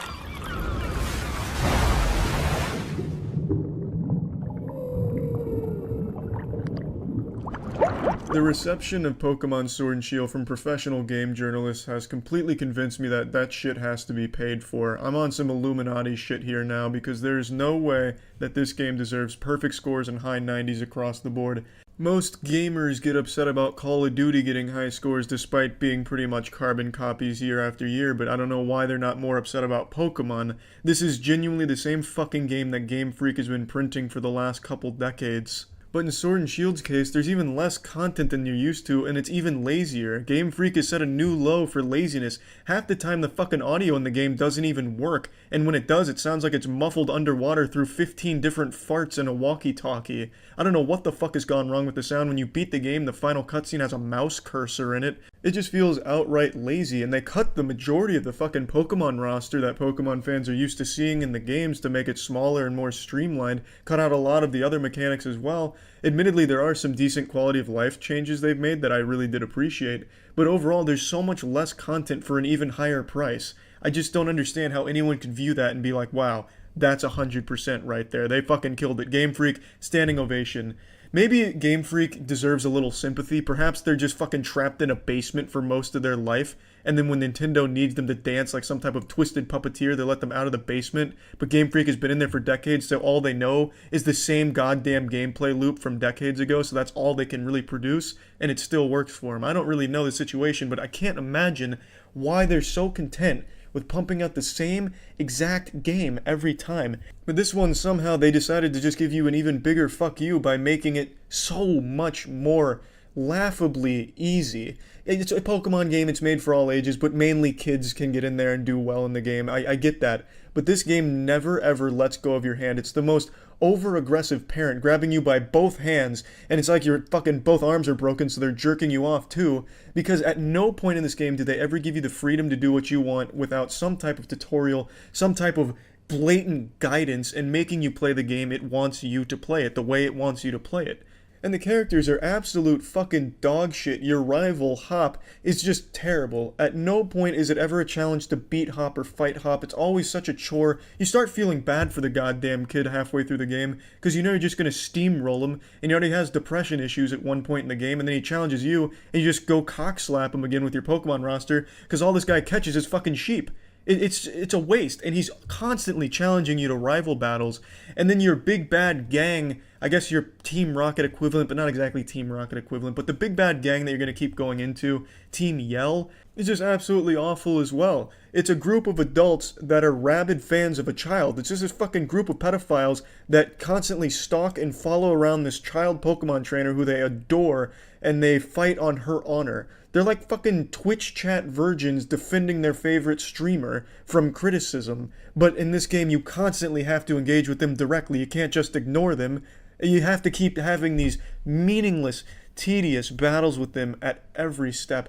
And speaking of tedious, at every gym battle, they have these dumb fucking gym mission mini games that do nothing but pad out a little bit of time in the gym. It's so frustrating. It's so silly. But let's get to some things I like, because there are things I like. Obviously, the gameplay being exactly the same. It's still Pokemon gameplay, so the gameplay loop is fine. It's still fun. It is admittedly always fun and exciting to catch new Pokemon, find new Pokemon, set up the Pokemon the way you want them to with their TMs. their items, their equipment, level them up how you want. Speaking of leveling, one of the quality of life changes is XP shares on by default. Hate it or love it, it's there by default. It's, you know, it's just Pokemon gameplay. If you like it, you'll love it. If you don't like it, you won't like it. There's no innovation there. The only new element they've added is raids, but raids barely fucking work if you're playing online because what they have is called a stamp system, and the stamp system takes like 10 goddamn minutes to refresh your stamps. Even if you do like disconnect and reconnect to the internet, your stamps won't refresh for 10 minutes, so by the time you see a stamp, that shit's been over for 50 minutes by now. You're never gonna get into a raid consistently unless you're playing with friends. It's both a limitation of the awful Nintendo Online that for some reason they cannot make better. They just have this archaic system for online gameplay that I can't fucking stand. It's just laughable. It's so primitive it makes me sick to my stomach. And coupled with the stamp system for finding your raids, and you have a recipe for disaster and boredom. And if you're trying to do an online battle, I hope you're prepared for a lot of sitting with your fist in your asshole, because the amount of times that a communication pops up and then you end up waiting a minute for that to go through because the Nintendo Online lost, control. Nintendo forgot what internet was for a moment, so you have to wait there for it to reestablish the connection. It's frustrating. It is absolutely frustrating. Anything online is just frustrating, and that's entirely because of Nintendo Online. I can't even blame Pokemon Sword and Shield itself, because Nintendo just doesn't even know what the fucking internet is, it feels like. As Smash Bros. Was plagued by the same problem, and the stamps just make it even worse in this game. Also, the online makes the wild lag, which is basically your free roam area. That shit lags really hard if you're connected online. You'll get some big frame drops and a lot of pop in, pop out shit. Just at every step it feels so messy, incomplete, and clunky. I have no idea why they put this on the Switch. This could easily be on the DS. There's really nothing here that shows me that it uses the power of the Switch. Yes, it is a visual improvement, and yes, some of the animations do look very good. I actually quite like the look of Dynamaxing and some of the attacks from Dynamaxing. I think they look very nice on the Switch, although the Dynamax animation taking 20 seconds every time is a bit frustrating. But yes, at times it does look very nice, but that isn't that huge of an improvement visually to justify the extra $20. And the new Pokemon certainly aren't going to be enough to persuade you to get the game. There's only a handful of new Pokemon that I think are really nice looking Pokemon, very well designed, and they look pretty fucking cool. There's definitely some of those in here. But then there's also the majority of the roster that looks like absolute shit. That it seems like no effort went into it, that they were just sitting around the office and pointing at things saying, that'll be a Pokemon, that'll be a Pokemon. Is that a fucking rock outside? That's gonna be a Pokemon. There's a rock Pokemon in this game that is actually just a stack of rocks to look like Stonehenge. Even more insulting, there's a Pokemon in this game that is just a teacup. It's fucking stupid. The new Pokemon, on the most part, aren't very good. They're not justifying getting rid of their whole roster to put an emphasis on this group of lame fucking characters, these rejects. But there are some good ones in there. I will definitely say I liked some of them. But overall, I just don't see, under any circumstance, this game getting glowing reviews. Now, it's perfectly fine to like this game, and I totally understand why you would. I still fucking love the gameplay.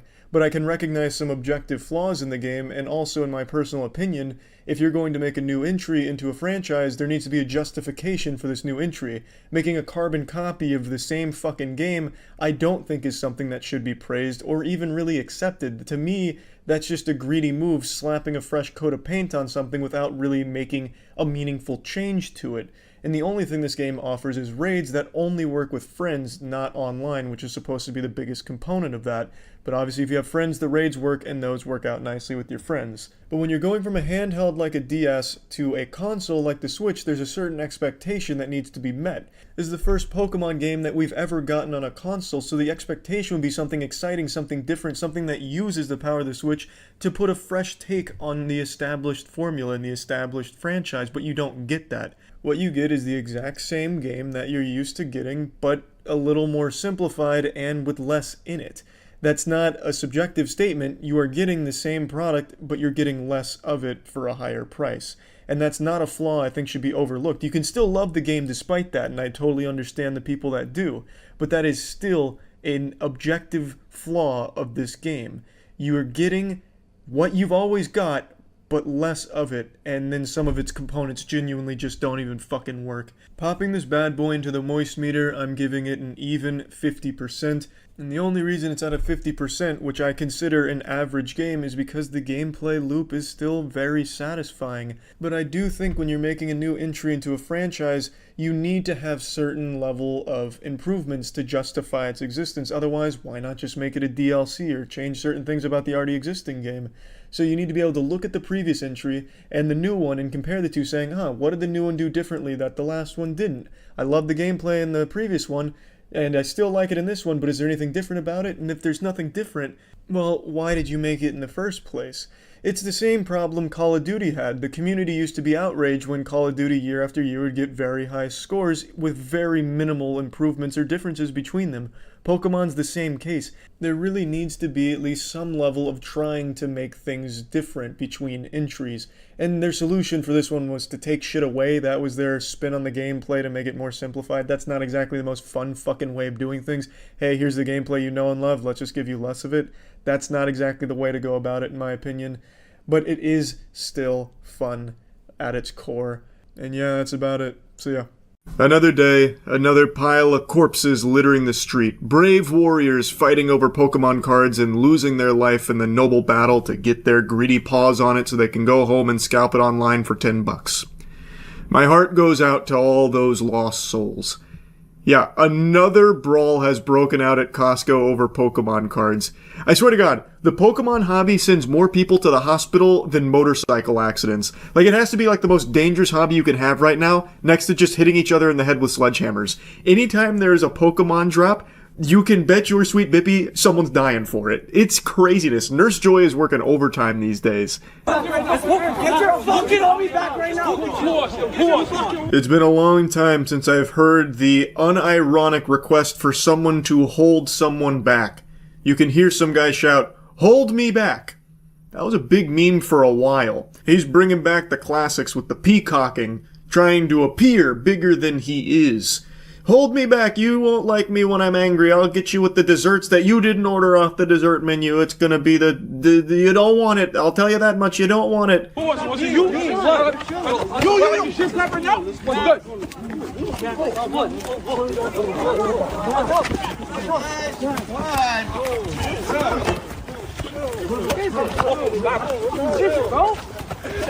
Unlike the other Pokemon fights we've seen, this one, they were actually coming for Scalp. Like, that guy ran up and tried to get him with a soccer kick while he was on the ground.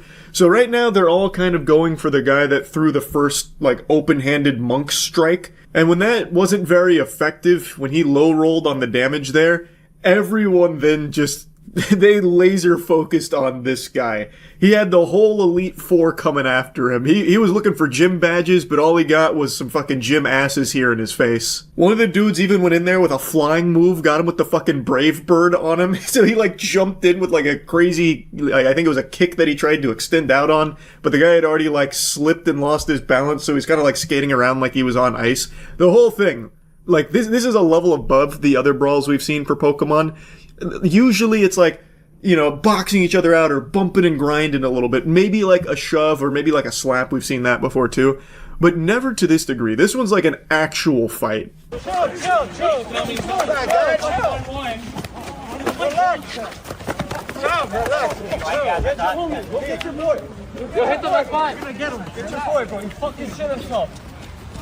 Now, I don't have any information on who that badass was that was walking through the middle of this pandemonium smiling, but he was a smooth operator. That's the actual final boss right there. Dude just walks through smiling. Fucking amateurs. As he's going to, like, get Pokemon product, probably for his kids. That guy doesn't really look like a scalper to me. He doesn't fit the normal scalper MO for Pokemon product. So, I'm on that guy's side. Like, maybe he even set this whole thing up, like, I'll get them fighting each other, so that way they don't have time to go in there and buy up the entire inventory. I can actually get some of these for my kids. What a hero's quest that would be. Now, to any of you with keen ears, you may have heard one of the scalpers say that someone shit themselves. That's big. You don't usually see the poopy defense employed all that often, and it doesn't look like anyone got knocked out. I just think scalpers are usually just so full of shit that any amount of physical activity just makes them void bowels. That's kind of my theory at this point, because I don't know who there would have been the shitter that would have just released like that. That doesn't really make sense to me. So someone must have just had a fucking loaded cannon in their britches and just deployed. And of course, I can't confirm. I'm not, the pants police here that's going to go in there and investigate the feces claim. But feels like a weird one to lie about. Like, usually your first instinct during a fight isn't to say, stop, he shit himself. Like, usually when you're saying that, that's like a DEFCON, hey guys, we got an incident, dude shit himself. Now, this could be a Hail Mary defense strategy because no one wants to get covered in poop. Not even the dirtiest pig in the world wants that. So maybe it was him like, alright, I'm losing the fight, tell him I shit. And then he's like, okay, guys, stop, you can't beat him up anymore, he pooped. He's like, oh, okay, sorry, alright, we'll stop. I mean, it did work. Everyone dispersed after that, everyone went their separate ways, so I mean, it was effective. And maybe that was the idea. Maybe there really was no actual pants shitting there. Doesn't matter. Schrodinger's shit, it worked. Now, I don't know all the details surrounding this, what led up to this altercation, what the whole story is. All I know for sure is they're scalpers. They're obviously scalpers. You wouldn't be fighting in the parking lot of a Costco over Pokemon product if you weren't scalping. So 100% I think everyone here is a scalper. I don't think they were just buying it for personal collection or buying it for their kids or anything, except for the last guy that walks in at the end after all the chaos unfolded. So, fuck them. It's so pathetic. I can't stand scalpers. I really can't. Wow. Yep. Another Pokemon Brawl. Let's go. We're cooking, man. We get a new brawl every couple days now from the Pokemon community. That's not fair to the Pokemon community. These are just the worst parts of it, the fucking scalpers. That's not even fair. No! Why did they move? What? Why'd they remove it? Oh my god, there was a jump kick? Oh no, they just... Well, there was a jump kick. I have to watch this. I have to find this. There's gotta be a re-upload, right? Get your fucking homie back right now! Was it you? Oh wait, they're actually swinging. Wait, this isn't oh! Oh wait, that's like a real fight. I don't even know if I can watch that on stream. That guy came in there with the fucking flying karate kick. Holy. I thought this was just gonna be another like boxing out situation. No, they're actually battling. That man just used close combat IRL. Because if that's like the last like major blow that's dealt, maybe we can still watch it.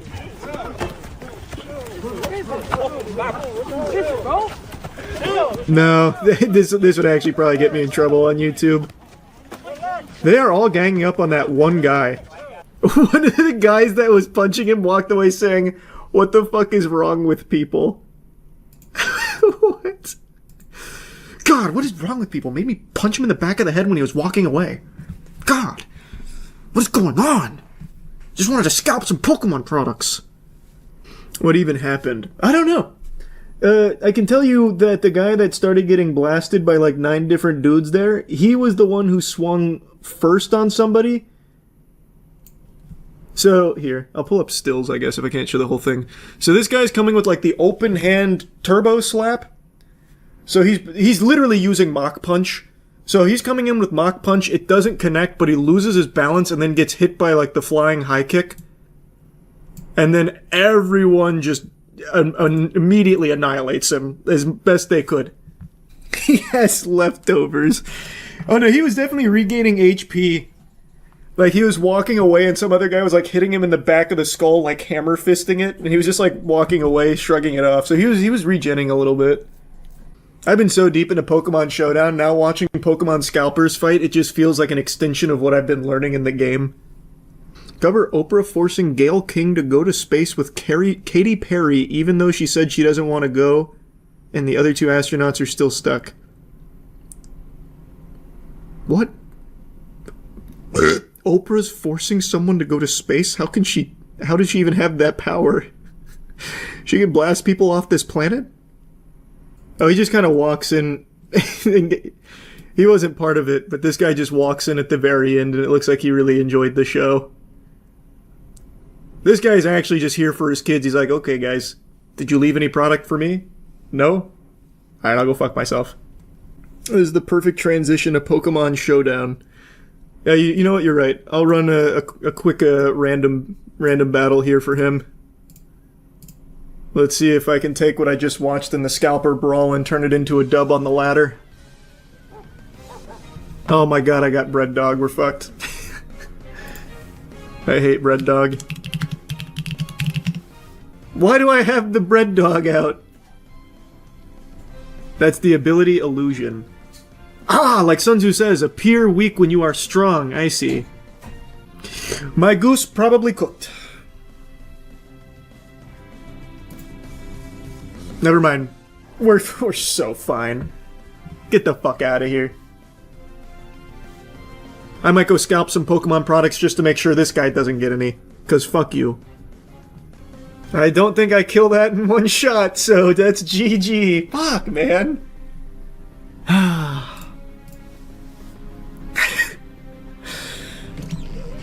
Damn. This is kind of random, but do you ever buy sealed Pokemon collections? No. But you did just remind me. This video I watched earlier, I have it in this tab here. This is crazy. It's not necessarily a full sealed collection. She does have sealed product, but Pokemon has now reached the point where it's like a full-blown, like, luxury, like, display of wealth.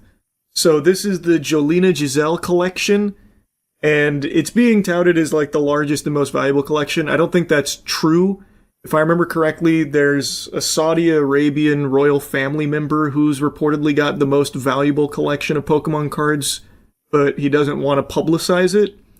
So of the public collections, this might be the largest and most valuable, but I don't think it's full bore the most valuable. But check this shit out. Amazing collection ever seen here in Switzerland. This is just a small part of it, and trust me when I tell you, it's like huge. Over 60,000 cards and products of the Jolina Giselle collection. I mean, for me as a collector, we have here the Illustrator Pikachu not one, but 2 times. Even the it is crazy. That is the first time it got graded. Yeah, so it's super crazy. I'm Thomas Kovac. I own a store in Zurich, Amazing Toys, and I'm in the hobby. No idea where the wealth comes from for Jolina Giselle. And it's not only my hobby, it's my job. I own the store online. 2 Illustrator Pikachus is wild. Oh, actually, you don't know the half of it. What's even more wild, it's not just 2 Pikachu illustrators. This one, this 9, is the first ever graded Pikachu illustrator, which is why it's not PSA or anything. It's literally the first illustrator card to ever get graded. It's fucking absurd what she has. It is the first time it got graded. Yeah, oh, he even says so it here. It's super crazy. I'm Thomas Kovac. I didn't even hear him say that. I own a store in Zurich, Amazing Toys, and yeah, it is a very cool card. Past 25 years, and it's not only my hobby, it's my job. I own the store, online shop, Amazing Toys, and I'm proud to show you all of this collection. This is just a small part of it, and trust me when I tell you, Illustrator Pikachu is a small part of it. There's way more in this collection. We have back here. I will tell you something though. I wish she displayed it better. I don't really like this feel. It feels very sterile, very like almost callous from Destiny. I don't know, just a little gaudy. I think there would have been a much cooler way of presenting this collection. You'll see what I mean. Favorites, Gold Stars. We have all of the Gold Stars. It's just some highlights in English, PSA 10, also in Japanese PSA 10, and way more, which you will see later down the road. For me, as like, I breathe Pokemon cards when I see this.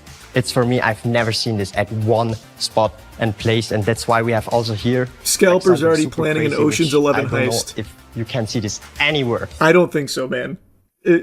Judging from this facility that they're in, I feel like scalpers would have a real hard time getting in here. They'd probably get shot by 15 Phalanx turrets. On the world, the University Magikarp, the Tamamushi University Prize, 5 times a Gyarados or Gyarados PSA 10. It's basically every Charizard you can think of. It's here, and it's from the even with the because we have these gold walls open to just more PSA 10 Pokemon cards. So this is the Legendary Collection, full reverse holo PSA 10s. And she has that for like Crystal over here. But the thing is, it's in just like a shoebox rack. Like, I just don't think this is a cool way to present it.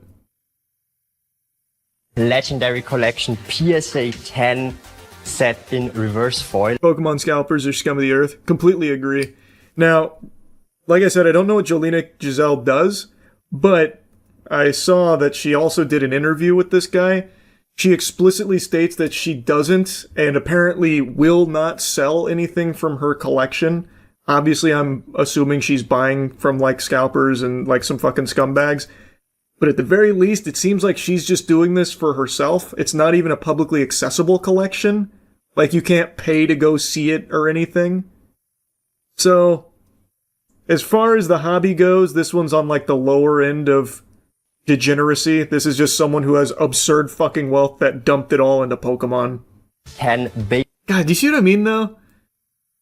It's just, I don't, like, you have reportedly 60,000 of, like, the most valuable Pokemon cards money can buy, and you display them like this. There's so much room for improvement. You could make a whole terrarium out of your fucking slabbed cards. How would I display them? Oh, I would have, if I had something like this, I would 1000% have had, like, custom displays made for it.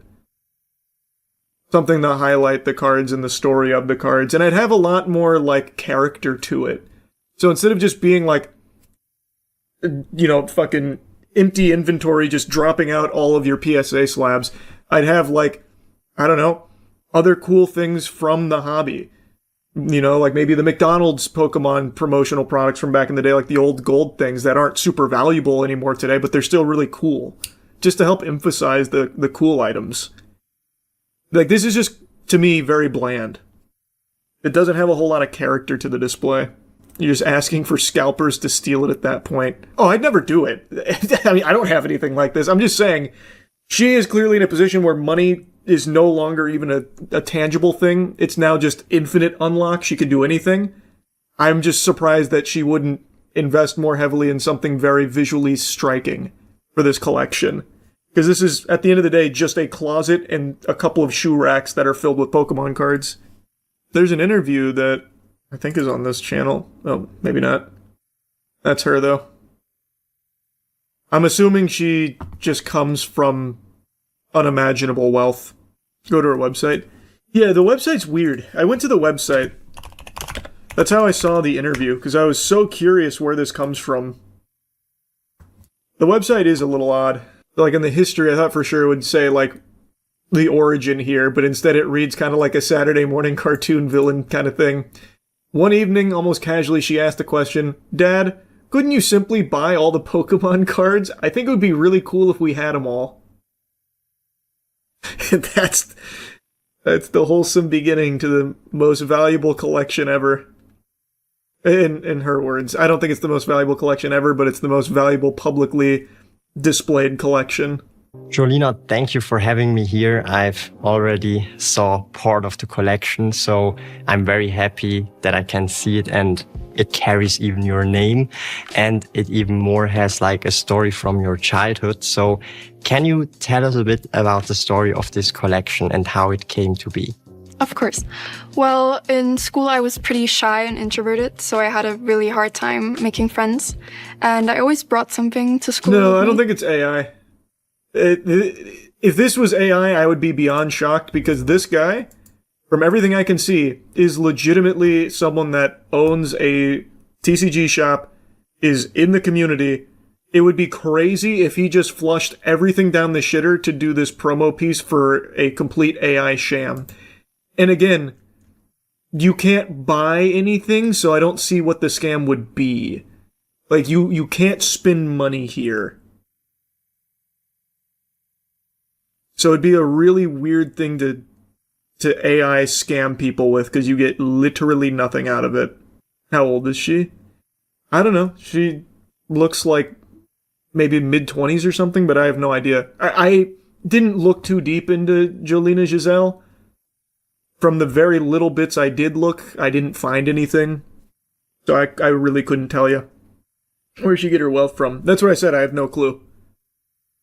I briefly tried to find it, but there's no information on where it comes to from. focus on myself. And one day there just happened to be Pokemon cards. And it sparked interest. But I didn't finish this interview. I stopped, like, here. Maybe it's the last question she answers. The other kids. I don't know. And that's how friendships form naturally and pretty playfully. Is it true that as a little girl, you wanted to buy individual cards or trade individuals? Unfortunately, no, because we like to keep the collection together, because that's what makes it so special. And if we were to sell it, only as a whole. So, and why share it now to the public that this collection exists, which is basically for me also once in a lifetime? We thought very carefully about it if we should go public with the collection or not, but we thought for the 30th anniversary it would be a real shame to keep it hidden, and we wanted to have something for the fans. I mean, I'm a fan, but way out of my budget, unfortunately. If you were ever to sell this collection, what would the future owner of this collection need to bring that you could entrust this to him or her? For us, it'd be super important that the future buyer would know what the collection stands for, because it's so much more than just Pokemon cards. It's about a promise my father made to me and always kept. And okay, that's very silly. That promise is, Daddy, why not just buy every Pokemon card? Daddy, every Pokemon card, please. I don't know, it's not exactly the most wholesome of promises. That shouldn't really be the story or the message behind it. today it is the Jolina Giselle. That's in her words, by the way. I'm not just making shit up. That is literally part of the history. Dad, couldn't you simply buy all the Pokemon cards? It'd be really cool. Pokemon collection, the most exclusive and complete in the world. Okay, so yeah, it doesn't explain where the money comes from. This lady literally didn't exist till last week. I know, actually popped out of nowhere with the video. But I'm gonna be honest, I think that lends more credibility to it being real, though. Because if Jolina Giselle was like some kind of influencer, or like, I don't know, had some failed like schemes in the past, and then all of a sudden happens to have the most valuable Pokemon collection ever publicly seen, then I'd be like, this is very sketchy, this is clearly a fucking sham, look at her history. But she comes out of nowhere and's like, we finally decided to go public with this collection, a collection that has unbelievable treasure to it. I feel like it makes it more believable. A Pokemon industry plant. Yeah. Actually, that would be pretty big brain. Because this is very clearly designed, like almost like a ChatGPT template for turning Pokemon into like some kind of Louis Vuitton like accessory, like a luxury fashion type thing. Or actually more appropriate to liken it to watches. It's designed the same way they would design like luxury watch spaces. So it could be, maybe Pokemon's trying to make a play like, we need more Jolina Giselles out there with collections like this. How much would you guess the collection is worth? Haven't seen all 60,000 cards, but everything that's visible here, I think it's easily north of 20 million, probably like 25 million. This Pikachu illustrator alone is probably already like 3 by itself, and she's got 2, but this one's going to be more than this, because it's the first ever graded one. I feel like the story's real, she's real. The bigger question I have is, who is her family? Seems suspicious with how secretive it is. I would love to know. Yeah, I'm in the same boat. It's very fishy. There's only like 20-something illustrators, right? Yeah, I don't remember the exact number. It might actually be 20. Let me see.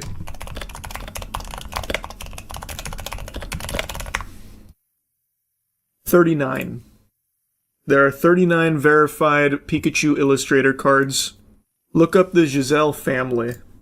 I tried, nothing came up.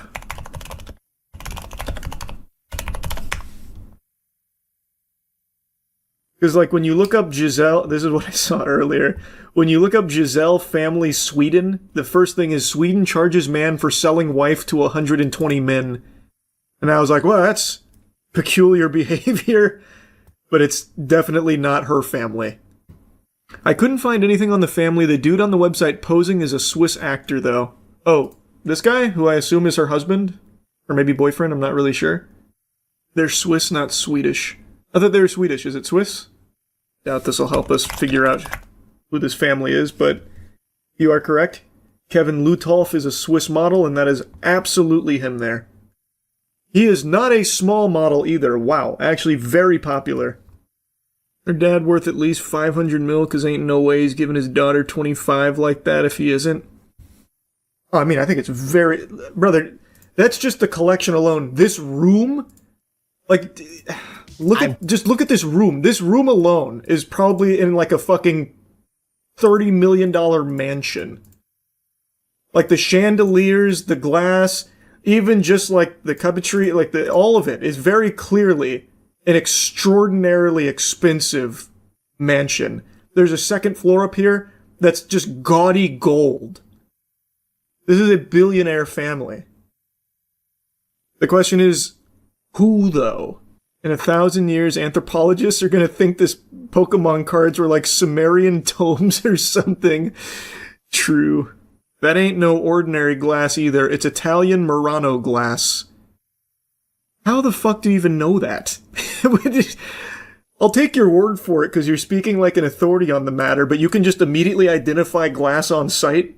He made it. Yeah, dude out here glass maxing. Actually, I designed those for it. Also, it's sitting on top of pure obsidian.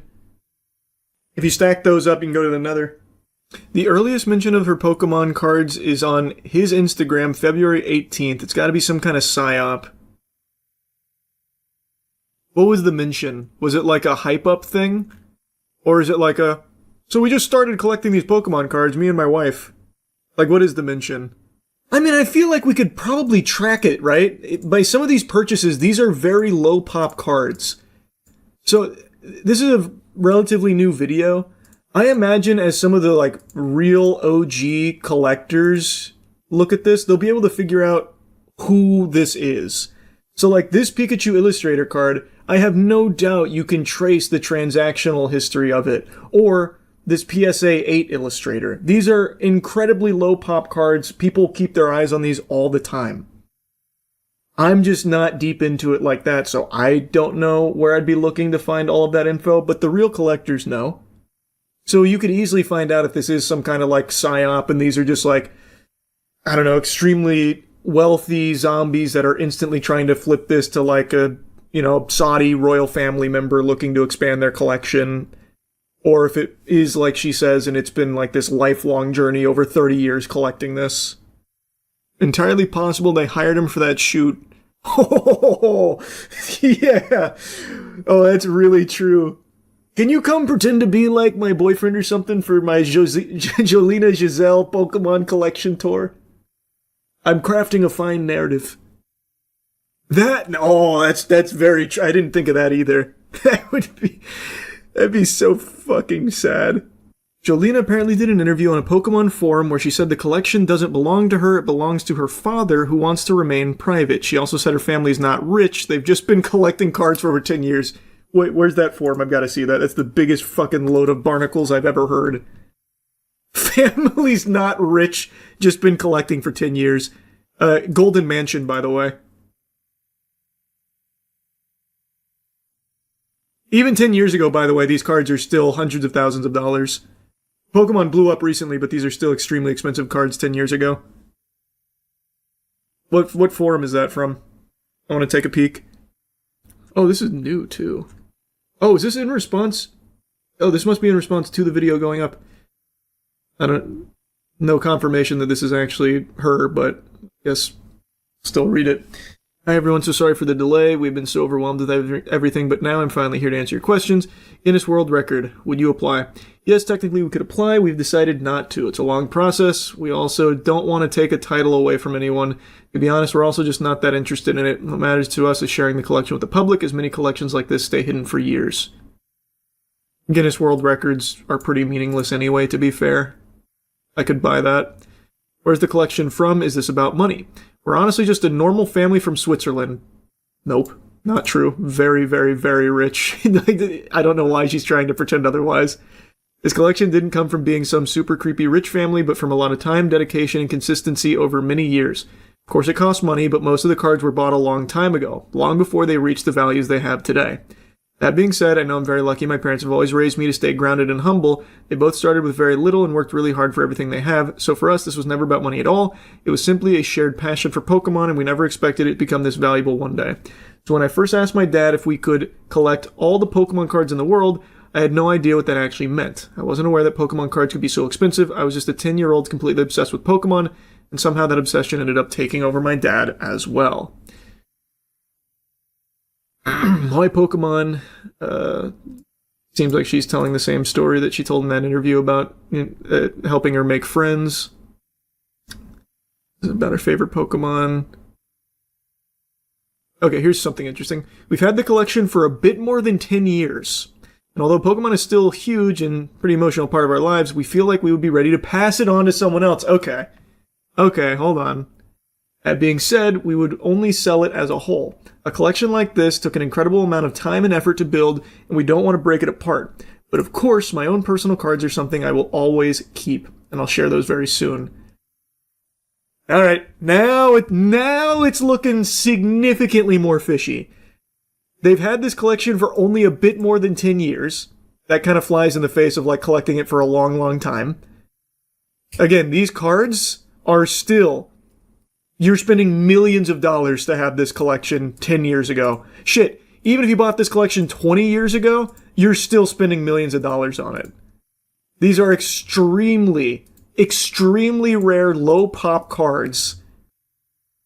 There's just no way. And it's apparently 60,000 cards. So now it's seeming like they are looking to try and find a buyer for it, which to me is probably the impetus for why they came forward with this collection video at all.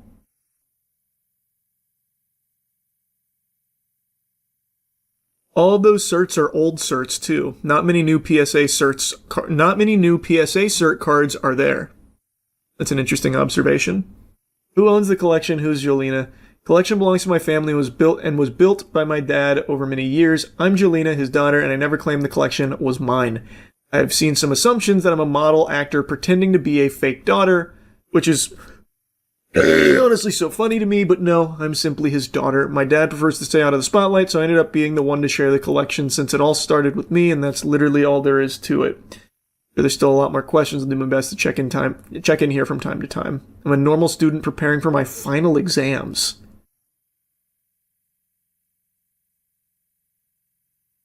Huh. I don't know what the Reddit stuff is that she's referring to here. You think the cards are fake or just the story? The cards are not fake. I truly don't believe the cards are fake because, again, you can check the certs yourself. It would be very difficult to fake that. Even if you were trying to do like slab switching, it would still be a hard sell. Because you'd have to... For this, it would be noticeable. So the cards are not fake. I do not believe these are fake at all. The story and everything kind of around it, that's where I believe there's a lot of red flags. I like how she says she never claimed the collection was hers, yet it's officially called the Jolina Giselle collection. The people they follow on Instagram range from Logan Paul to Crypto Dudes. If you look at the playlist on the channel, they made an entire short film for this. All very sad. An entire short film. Oh, wow. Goes into the kitchen. What? Okay, wait a minute. They got Fincher in here making a short film for the Jolina Giselle Pokemon collection. Wait, I'm all in.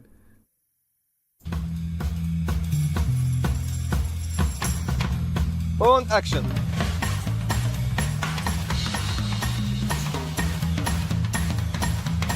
Okay, where's the actual short film? Because this is just behind the scenes. Oh, here, let's see the trailer. Maybe that's the short film. Strawberry.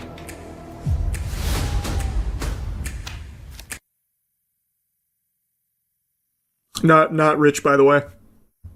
Normal Switzerland family, by the way.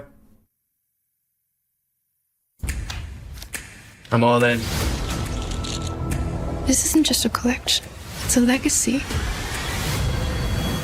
Ready for round 2? Huh. Wow, this really is peculiar. Imagine they got Neil Blomkamp to direct this. That'd be cool. The energy on set, it was so much fun, and especially during the robbery scene, Kevin and I laughed all the time. It was so funny.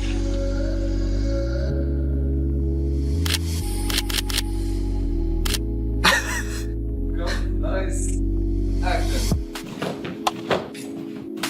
Nice stunt. Good work, Kevin.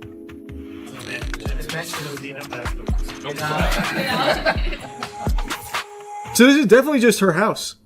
I was wondering if this was going to be like a set or something. Like this is just the house they rented for the sake of this short. I think this is actually just her residence. If you're that rich, why even sell the collection? If you're that rich, why sell the collection? Brother, more money. But, huh? Money, bro. What? There's still a lot of money out there that they don't have. It is weird. But again, like, I don't really see the fucking point. All of this to appeal to some crazy, gigantic turbo whale out there to buy their collection. It just feels absurdly over the top and unnecessary if that's the goal. It's very weird. It's all very weird. That's what rich people do, though. Do they? I don't know. I can't say I've seen a lot of rich people making a short film trailer to advertise their collection of Pokemon cards before doing a tour. That's pretty new to me. Like those fucking goobers that spend 50 mil on Jackson Pollocks and stuff, I don't see them making trailers to show you their Jackson Pollock, where they have Colonel Sanders fucking rappel through the window. I gotta get my hands on that Pollock! This is the fucking Rim Jimbo collection of Pollock paintings. Fucking world renowned. You're just not tuned into the scene.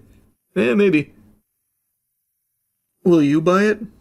Will I buy it? Brother, what the fuck? Yeah, I'll toss her an offer. I'll play ball. Before I had a physical form, when I was just beginning my zygotic journey in my mother's womb, an anomalous mutation occurred, where what was supposed to be a normal human baby was fused with gamer DNA, and the two of us combined in a harmonious fusion dance, and now, just look at me. Take a good hard look at me. This is peak performance. Very clear at even a glance. I was born to be a gamer, and throughout my 31 years on this earth I have learned many important life lessons. Not every pee-pee time is a poo-poo time, but every poo-poo time is a pee-pee time. I've also learned that it's just not worth it to force myself to play games I have no interest in. So, the new Pokemon game just dropped, Penguinz0. Even before it released, I was skeptical on how good it would be because everything they showed looked like somehow an even bigger step backwards for the franchise, but I'm always open to being wrong. I don't have a Nintendo Switch 2 and I have no plans on getting one, but Penguinz0 is on the OG Switch as well, so I decided to tune in to some streamers, watch some gameplay, and see what people are saying about it. And Santa Claus rolled around bearing gifts, people were very excited, but to me it looks like a big old lump of coal. This somehow looks worse than Pokemon Scarlet Violet. This shit looks like my wrinkly nutsack. It is crazy to me. Pokemon being the most profitable IP in the history of our species still doesn't do the bare minimum when it comes to its mainline game entries. I really cannot understand it. Now, if you're enjoying Pokemon ZA, don't let me come in here and fart, toot all over your fun, whatever. Enjoy it. I think that's totally fine. But for me, it has become so incredibly stale to the point that it's almost insulting the lack of care Game Freak puts into these games. Like, there is not only so little innovation, I really gave a lot of charity to Arceus, Pokemon Legends Arceus, because it felt like they were going to start trying to push things and do different things. But since then, I just feel like they took their foot off the gas, and everything in Pokemon Legends ZA feels like it's content to just be the same shit, different toilet. So, it's not for me, but if you're having fun with it, I think that's great. I'm happy that you're enjoying it and didn't, waste money on something that you ultimately don't like. I'm just giving you my perspective on it. It's a game that I'm very confident I would not enjoy, because it looks like the same fucking game I've now played a million times from Pokemon. It does not look like a game I would enjoy, thus I will be sitting it out. Something that I've been doing recently is abstaining from forcing myself to play a game just for the sake of playing the new game. And this, I can already tell I'm not going to enjoy, especially after playing Digimon Storytime Stranger. I'm going to directly compare these two things like it's the fucking late 90s again here. Digimon Storytime Stranger is the newest Digimon game that came out. And I played it on a whim, not really expecting much. I hadn't been, like, in the Digimon sphere for well over a decade. I loved Digimon growing up, but I was more of a Pokemon guy. Digimon, I always thought had better writing and definitely was darker than Pokemon, but I had always, gravitated more towards the Pokemon IP. But I always appreciated it. And then as I got older, I just stopped paying attention to Digimon. Digimon Storytime Stranger dropped and it was getting a lot of glaze. People were really hyping it up, so I decided to give it a whirl. And the game is actually amazing. Like, this shit turbo slaps. I'm about 5 hours into the game, and I am still learning new mechanics. There is an unbelievable amount of depth min-maxing to this game with so much meat on its bones. And it is everything the Pokemon formula and franchise wishes it could be. And, well, really, what it should be, honestly. The game has voice acting, by the way, which is something Pokemon games still haven't quite cracked the code on all these years later. The writing is, like, strangely compelling. Like, it is actually pretty well written with a story that I find myself invested in. The cutscenes go fucking insano style. Within the first hour and a half, a hole tears in the space-time continuum, shattering the fabric of reality as a giant fucking Digimon fist comes through like the hand of God and punches a giant mecha machine, which blows us 8 years into the past. It is actually so hype. And there is, like I said, so much depth here. I think there's like 450, 460 Digimon there. But even outside of just the number of Digimon that you convert in this game, you have so many build options for them, with mix and matching your equipment, your attachment skills, even changing their personality around to match builds from your agent skills. Like, there is so much to do in this game. Like, the side missions are actually fun. I've only done one so far with the mystery of the missing shirts, but even that was fun. Everything in Digimon Storytime Stranger is what I wish Pokemon would at least attempt to do. It actually feels like an innovation on the formula. It is so refreshing. It also serves to showcase the potential of the genre, something that Pokemon refuses to even attempt to capture. Like, it fails to even try to reach, like, the actual potential that this genre offers. I have been really enjoying Digimon Storytime Stranger, but even if I hadn't played Storytime Stranger, I still wouldn't be playing Penguinz0. I just don't have interest in playing what appears to me to be another half-baked Pokemon game where, like, its big selling points that are supposed to make people pump their fist are the simplest shit ever, like being able to move during a fight. Like, if that's really how low the bar is, it's sad. Like, everything I have seen that people are praising for it are the simplest, smallest alterations on the same stale path that it has walked for over a decade now. And I just have no interest in forcing myself to play it and being miserable grinding through the 10, 20, 30-ish hours that I would put into it. I don't want this video to all just be me, bah humbugging Penguinz0, because there is another game that I have a very similar feeling of. Another culprit. Call of Duty Black Ops 7. I think that game looks like the same shit again. And I am so tired of the Call of Duty cycle where I buy the new Call of Duty, I maybe find a few things to like about it for a little bit, and then I'm done after like 6 hours because it's just boring. It's just doing the same thing as I've done for fucking like 15 years now in these Call of Duty games. So, I am also sitting out Call of Duty Black Ops 7, which is the first Call of Duty game I haven't bought since Ghosts. And I am very excited to not have to force myself into a Call of Duty game just for the sake of trying it out to see if there's finally something new there. I have too many times now fallen for their hypnotism where they convince you fucking mind control you into thinking that there's something new and different about it. They did the same thing for the last Black Ops game with the Omni movement, where I really thought we were about to get like Max Payne level movement freedom expression, when really it doesn't matter at all. It is so trivial of a difference, you don't even notice it. And I already know I'm going to feel the same way about Black Ops 7 based on all of the gameplay and everything I've seen from it, so I'm not going to be forcing myself to play that game either. I'll just be sitting that out too. Again though, I'm not the fun police here, so if you're someone excited for Black Ops 7, you enjoyed the betas and whatever, can't wait, all power to you. It's just not for me anymore. I'll wait for a Call of Duty that actually looks new and different in my eyes, where I'll give it another fair shake. But the whole point of me even yapping on this topic in this video is because I basically play like every game ever, and like for my gaming channel, and I've always said like I'll definitely at least try things just to see if I'm wrong about it. Like Assassin's Creed Shadows. Assassin's Creed is my actual least favorite franchise in gaming. I have not liked an Assassin's Creed game in so many years.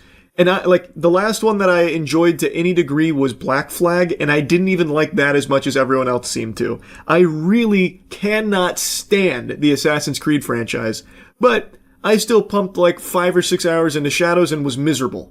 And it was exactly what I expected it to be.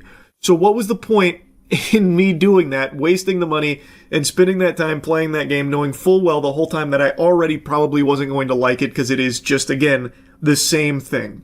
It just doesn't make sense. I'd much rather spend that time playing games that I think I'll probably like, or games that are fun shitty that might be entertainingly bad, which I also really like. So I think just from now on, if a game looks like something I'm going to fucking hate, I probably won't bother playing it. So anyway, I just wanted to talk about this a little bit. That's it. So yeah. I got Pokemon Sword over Shield because I looked up the exclusive Pokemon, and Sword has a Goth Pokemon that evolves into an Emo Pokemon, which evolves into a Black Veil Brides member, and I thought that'd be kinda cool. Man, that is the youngest mom of all time. Christ, she must have got pregnant at like 8 years old. Her and her son are going through like fucking high school together. Ah, you've heard of Grease King already, eh? Already making a name for myself, I see. I don't even have a single Pokemon yet. If I remember correctly, Sobble evolves into like a high school incel, right? Like he wears a trench coat? Oh! Sobble evolves, finally, his third evolution into Inteleon. Fuck, I wish I didn't go with Grease King. Should've gone with like Atheist or something. Fuck! My roleplay is ruined. Well, I think I'm gonna go with Inteleon. As they say, the pin is mightier than the sword. Why is the CGI so bad? It's a video game, it's not Jesus. Ah, Stanley Kubrick's directing has really gone downhill with this new Pokemon game. Oh, can't even get into it. It looks so bad. But I have the entire euphoric community on my side. We may not have God on our side, but we have something far stronger. Enlightenment. Game over. Hop, just give up on your dream of being a Pokemon trainer. Why did he pay me? Just fucking robbed him. It's supposed to be a friendly match to get warmed up, and I still made 400 fucking bucks off it. Now I'm getting jumped by a biker gang of Woolos. Give him a temporary name. Judging by his cheek size, I'm just gonna name him Carl Weezer. If he doesn't evolve into like an enlightened being or something with big tits, he's not gonna stay on my roster. Yeah, that thing really is just a dog with piss in its eyes, huh? And that's right, baby. They don't call me Grease King for nothing. No, don't trust that. That's fucking laced with poison or something. He's gonna ask for sexual favors in return. No one just does that. Christ, is even the ATM machine a Pokemon? That's really cute that they have XP share on by default. They somehow took Pokemon and made it even more casual. That's wild, man. They said it couldn't be done. And yet Game Freak said, hold on, I'm gonna make the same game again, but what if it's even easier? Don't kill it. Be gentle. shit. I mean, this thing just looks like an upside-down ice cream cone on a turtle's body. It's not a very inspired design. It's not really speaking to me. Oh, another chance at a butt plug, whatever. Says who? I'm the Pokemon Master. What the fuck? That's not even a bad name, butt plug? Isn't there like a Pokemon in this game that is like an actual sentient pile of shit, or am I thinking of Digimon? Alright, Carl, prove yourself to me. Kill your brother. Show that you don't mind a little bit of cannibalism. That may be a cute smile on your face, but underneath that lies the heart of a warrior. You only had one Pokemon and it was a Carl Weezer? Fucking idiot. It's a Choodle! One thing that I'm gonna put all of my Pokemon through is I need them to kill their doppelgangers. Like, I need them to commit... Ah, shit. I want to see them kill their own kind. Make sure they're hard enough to be part of my crew. Is that his only Pokemon? What the fuck has Hop been doing while I've been out here putting nuts to butts? Oh, there we go. Butt plug wasn't allowed, but we'll see if... Butt plug wasn't allowed, but Vaginal Jesus... Vaginal Jesus is okay by Doug Bowser's watch. What are the odds? Yeah, let's put her in the party. Butt plug, fuck no. Vaginal Jesus, you bet. That was gonna be the official name of the Pokemon, in fact. Yeah, let's fucking do it, baby. Let's get a 4-player battle going. Wow, I'm the pedophile cop. That's what they gave me for default? Grease King? That's what they thought of when they saw my name? Mr. Beef. Blake and Cyrus 2010. That's definitely the year he was born.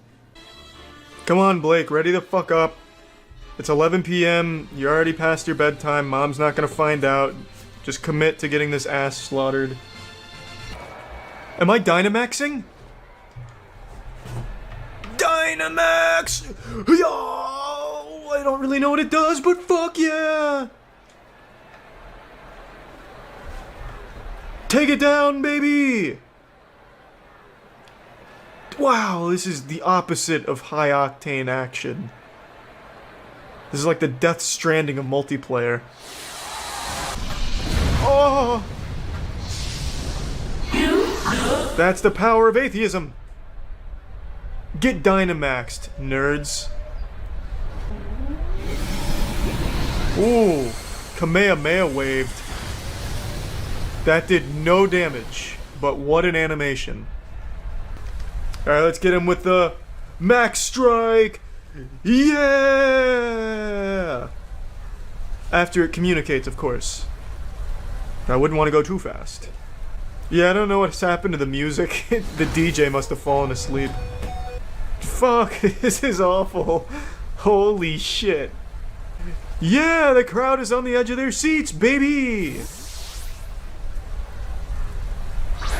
This guy named his... He's got my Sobble and he named it Guy Cool.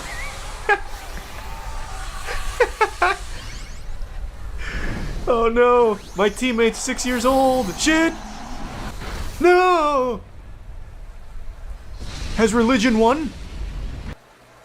Don't worry, I'll finish it.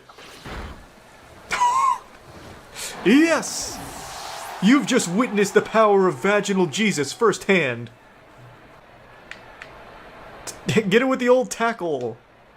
It never fails.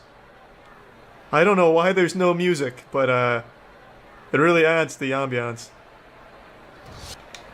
This is like a music video when they take away the music and all you get is like the footsteps and the pitter-patter. I didn't even get to nuzzle. I'm 1-0 in Pokemon battles online, though. Well, that was thrilling. But I'm gonna have to say, fuck no to more of those for now. Why would I trust some random gardener to rest my Pokemon? She totally could have stolen. That could be Team Rocket. Hey, it's the Honeycombs from Banjo-Kazooie. That's big. That's real big. I'll catch one if I can. It's male, so it can't evolve. Damn, that really speaks to our society, I guess. I pay this man in light bulbs? Dude's out here looking like Norman Reedus carrying all this shit on his back. Whatever, man. Oh, this is gonna be massive slapping. It's a kaiju fight now. Straight out of Gurren Lagann. What was this shit about you're gonna lose this? This was so fucking easy. I imagine a lot of you are tired of hearing me whine about insomnia in the intro of some of my videos recently, lamenting my lack of sleep. Well, that's too bad, Buster. And dagnabbit, I haven't slept again, in case you couldn't quite tell. And you know what? I don't feel like turning that light on over there, so you're getting the scary campfire lighting right now that makes me look like a character out of Fear and Hunger. So deal with it. I feel like SpongeBob when he got the goddamn suds. I'm tired, but I can't sleep. Been tossing and turning, laying around, not able to catch any Z's, so I decided to go to the old tried and true method of getting a wonderful lullaby together to help me fall asleep peacefully, making fun of Pokemon scalpers. Things twice, bro. Get away from me! Hey, yo, you get away from me! Stay behind me! Get away from me, dude! Hey, you're putting your hands on me. Don't call the cops! You're putting behind your hands on me for assault. You're assaulting somebody right now. You're assaulting me. If you see a Pokemon card vending machine, just know you entered a PvP zone. They're like the most hostile places on Earth. Anytime there's a Pokemon card vending machine with multiple people around it, you know shit's about to pop off. Now, it usually doesn't result in like a full-blown fight with haymakers being thrown or anything. Typically what you get is what you saw right there, where it's a lot of like boxing out, like he's about to try and get a rebound, while desperately trying to swipe for more Pokemon card product from the machine, as someone's trying to get around him to take control of the device themselves. It's a lot of bumping and grinding, but make no mistake, this is only elevating in frequency and aggression, and I imagine it won't be long now before we see our first fatality at a Pokemon card vending machine as people fight over these products so they can scalp them online for a $2 profit. You're over here putting your hands on me. Get away from me! Yo! You're over here assaulting me, bro. Now it's starting to get a little scrappy. The guy in the glasses got a little feisty there. He like went over top of him, and I thought he was going to give him a fucking titty twister right there, just start tweaking on his nipples the way he like wrapped around him like a fucking jetpack. But this guy's defense is good. He definitely knows some BJJ or something right now. He's doing a great job trying to getting out of the full mount, and he is still maintaining control of the Pokemon card vending machine. Get away from me! You're assaulting me! You're putting your hands on me! Look, get away from me! Brother.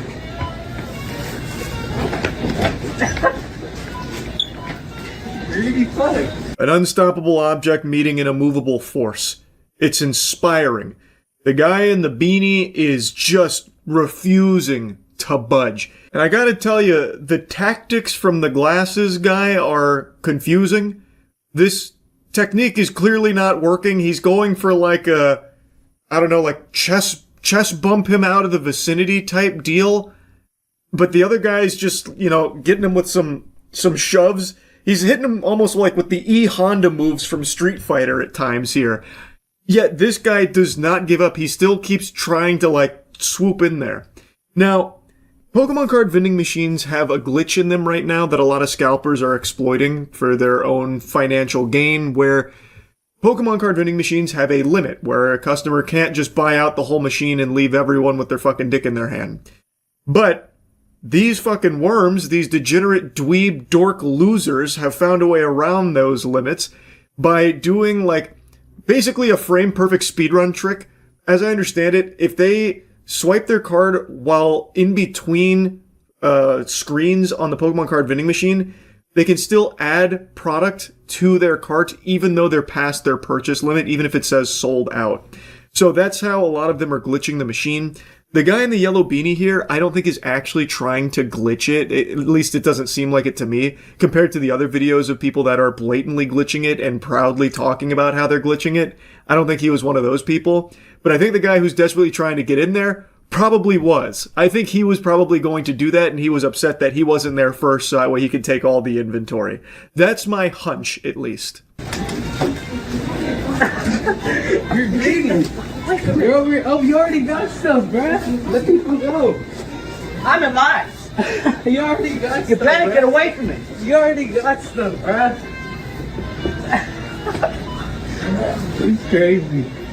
Now, of course, it is entirely possible he is attempting to glitch the machine, and that's the reason why this guy is so desperately trying to get in there, because he knows once he, goes fucking turbo mode here with the glitch activated, then he won't be able to get any product for himself.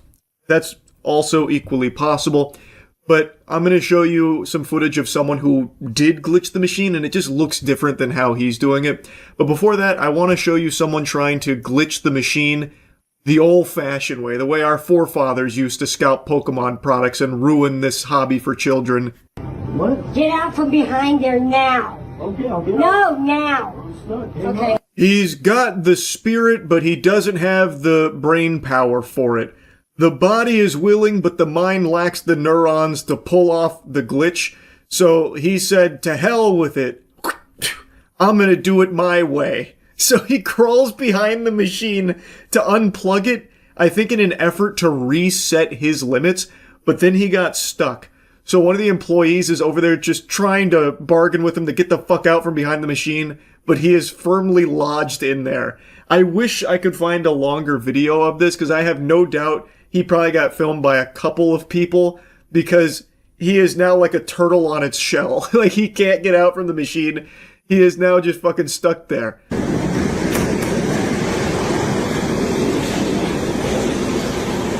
Look at this dude.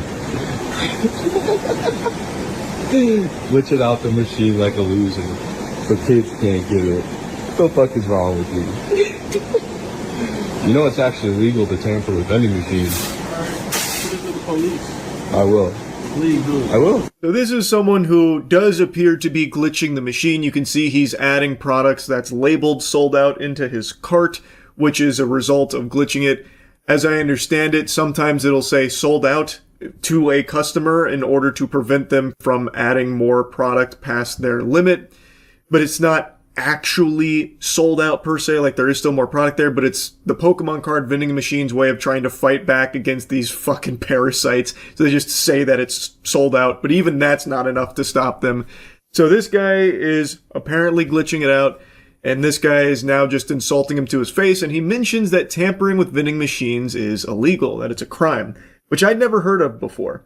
And I looked it up, and I guess, yeah, it does seem to be true. I don't know if anyone's going to get arrested for this, but that would be fucking amazing. If the Pokemon company worked with law enforcement to have everyone who's been caught glitching their machines fucking thrown in jail. Can you even imagine? Holy shit. That would actually probably cure my insomnia on the spot if I heard about that happening. That'd be incredible. I feel like anyone would be able to sleep peaceful knowing scalpers are out there miserable. That'd be great. But unfortunately, that's not the case right now. This fucking hobby is truly a cesspool. Like, I know I cover a lot of Pokemon scalper shit and a lot of Pokemon armed robberies that seem to be happening a lot now. And I can't help it. It's just out of control, and I gotta yap about it. This shit is fucking disgusting. Hell yeah. These guys are the guys glitching it, as always. Mm-hmm. Dude, I know who you guys are. You're the Tui boys. I know it. Hell yeah. Hell yeah. It's alright. Just goes to Pokemon Center. They already started one on you guys up north. That's fine. I don't give a fuck. I'm enjoying this Red Bull. You enjoy it. Having a good day. Oh, the way he's nursing that Red Bull there, just sipping it like he's at his first fucking college frat party with a PBR in his hands and unable to figure out how to socialize. So all he does is try and like put his hand in his pocket and drink from the fucking can. Just to try and make it seem like he's not bothered by this, even though he clearly is. So a big thing that's been happening is people glitching the machines. And when people glitch them, they immediately get filmed and shamed, it seems. Even among scalpers, that's apparently a big no-no. So now, all of these losers that are glitching the machines are being filmed by, in a lot of cases, other scalpers who are pointing and laughing at them. So now there's, in the world of Pokemon scalpers, there is people even scalpers look down on. And it's these Pokemon card vending machine glitchers. It's pandemonium out there. There are so many videos of people just going up and insulting individuals or even groups sometimes that are glitching these vending machines. It's a ton. But I don't think I need to show you all of them here. They're popping up every single day, and multiple times a day. So anyway, I just wanted to make fun of some Pokemon scalpers again. That's really about it. So yeah. That reminds me, have you seen that scalper clip of the guy who grabs a box right from the employee before they stock it, and then once he reaches the counter, he begs another scalper for One Piece TCG packs? I have not seen that one. That sounds on par for pathetic scalper behavior, though. For it. Seriously. I'm good. Nice. Oh, but you cannot do that. Yeah. Come on. What do you mean? I'm gonna pay. I'm gonna buy it. Oh, buddy. I'm gonna pay for it. Okay, you're not allowed to take that box. Okay, you can get what you want inside it, but you can't take the box. Alright. Yo, could you not touch my... Yo. Can you not... This guy has the gall. Can you not touch my box? Brother, you just took this off of the employee's dolly.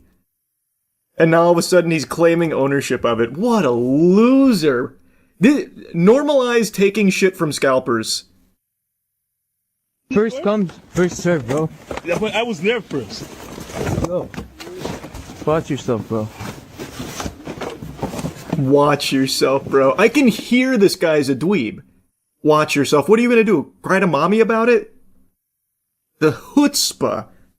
Wow. What a dork.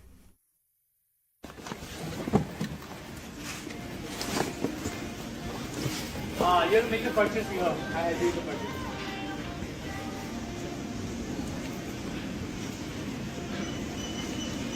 Fucking insane. This guy already got everything. So insane! Bro, you gon'... Oh, wow. Ooh, you... Can I get... It's so crazy how many scalpers are just unapologetically doing this shit, man. Ugh.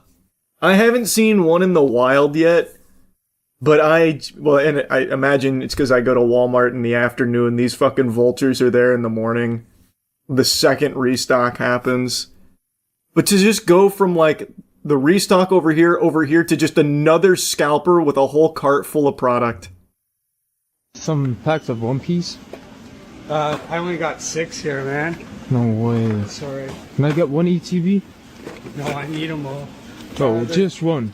2, 4, there's for it. Seriously. Man. Ooh, it's so cringe. Ah, it's so pathetic.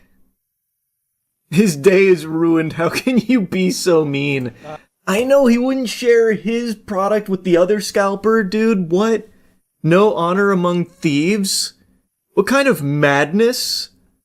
He's violating scalper code. I like how this guy says, I need them all. I only have 6. I miss being able to actually participate in my hobby. Haven't gotten a single card in months.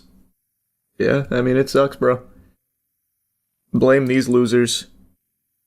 I heard the more Pokemon you scalp, the worse your hairline gets.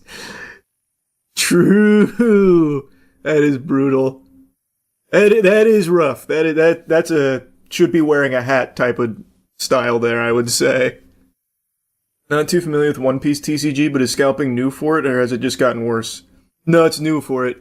When I was actively competing in One Piece, I used to constantly talk about, like, how accessible it was, like, in terms of, like, competitive decks. Now everything's super expensive because it's just so hard to get your hands on product to open it. But even in the beginning for the One Piece TCG, there was a product shortage. They didn't print enough. So it was kind of hard to get boxes anyway. But at least the people that got boxes then like played it, or at least actively engaged in it, so they'd like sell the cards to others or, you know, trade them. Now it's just scalpers that hoard them. So it's just much worse. Was this craze still from the COVID era? TCGs blew up during COVID, but no. You can't blame this on like the COVID hysteria around cards. This is truly just the state of like everything. It's not just cards. There's scalpers for literally everything. Fucking Nitos, Burger King collabs, McDonald's collabs, Popeyes collabs, everything. You saw the Elden Ring cast got announced? No. Tom Burke, Havana Rose, Liu, Sonoya Mizuno, Jonathan Price, Ruby Cruz, John Hodgkinson, Jefferson Hall, Emma Laird, and Peter Serafinowicz. I know none of them. And then also Kit Connor, Ben Winshaw, Kaylee Spaney, Nick Offerman. What? Nick Offerman? What the hell is he? Is he gonna be some bro? Imagine they bring him in for that. Just very out of place. They just bring in Sunbro for some reason just to fucking farm the pointing at the screen. Did the Dark Souls fans hype? Ben Wishaw is the voice of Paddington. Ah. That's cool. Sources say the budget is well over $100 million and will be around 100 days of principal photography. Set to release March 3rd, 2028. I just don't know how you make a good movie out of this. I really don't see it, but I'd love if it actually did turn out great. It needs to be a lot of action. Like you would think, right? It'd have to be. Which would be so expensive and extremely difficult to do well. What the fuck is Nick Offerman gonna do, though? I really like that these aren't A-list actors. At least I don't think they are. I don't recognize the names. So I think that's good. That makes me a little more optimistic. Nick Offerman is such a wacky one, though. Maybe he's just a fan of Elden Ring. So they threw him in there as like the loathsome dung eater or something. Just to get wacky. Imagine it's just this character from Parks and Rec. True, that'd go crazy. Hey Denkin, Nick Offerman is a crazy-ass actor when he locks in. I don't think he's a bad actor. He just feels like such a weird fit. No Tom Holland, Jack Black, Timothy Chalamet, or Chris Pratt. Box office bomb, here we come. I know, right? No Zendaya either? Like, this has no chance. No one's gonna see a movie without any of them. They also announced the cast for the new Netflix Gundam movie. Did I know they were doing that? It sounds like vaguely familiar. Netflix and Legendary have kicked off production on live-action Gundam movie, adding 6 to the cast. Jackson White, Nanzo Anazi, Javon Walton, Alexander Rudinsky, Ida Brooke, and Jason Isaacs. Character details under wraps. As previously announced, Sydney Sweeney and Noah Centineo lead the ensemble. Oh my god, this feels like those AI casting videos. Dragon Ball Z live action cast revealed. Tom Holland, Sydney Sweeney, because they only know like 5 actors. Pretty cool. I bet Sydney Sweeney loves Gundam. She's probably a big Gundam fan. Michael Mando's also confirmed. I don't know Michael Mando. Who's Michael Mando? You seem excited. Oh, wait. That's this guy's name? This guy's great. Oh, that's cool then. That's actually cool. Sucks they didn't cast the Hunger Games legend. I know, I can't believe I didn't get a call from the Netflix casting team for the Gundam series, or the Gundam movie, whatever it is. What a shame. What a shame. Don't they know I was one of the top-ranked players in Gundam Evolution? Look up the Gachi Akata's author tweet on piracy, pretty open-minded from someone in such an anti-piracy industry. I've spent the past few days researching the circumstances in different countries, including financial situations. I understand that for many people, pirate sites are the only way they can read manga. I also understand that prices can be higher overseas. I've even seen people saying, don't bring this issue up. But if we do not speak up now, the value of Japanese manga and creative works built through the sacrifices of relentless efforts and those who came before us will be wasted. I've also seen people say, reading for free doesn't hurt sales. That's not true. Free lowers the value of things. Once people grow used to getting something for free, they stop looking toward legitimate versions. I also understand that people who truly love a work will still support it properly. We pour ourselves into creating so readers can enjoy our work. Compensation matters, of course, but more than anything, I do not want to see its value diminished. To help people who cannot afford to buy it or who do not have access to it enjoy these works, Ando and I have been discussing this for a long time and exploring many ideas. Cannot share details yet, but we're working on it. Publishers are making efforts as well. Sorry it's taking time, but please stop hurling accusations like you are racists or saying misguided things like piracy is free promotion for you. That's always fucking delusional, by the way. I'm a big advocate for, like, you know, piracy to a certain degree, but that claim of its free promotion is just baloney. We will continue doing everything we can so everyone can enjoy manga, and I ask one thing in return, please try to understand our perspective and our culture as well. That's an interesting take on it. Especially in the manga industry, right? That is interesting. I would argue Freddie Wong uploading the torrent for his movie got it way more attention. Yeah, there are extenuating circumstances like that, but those are fringe cases.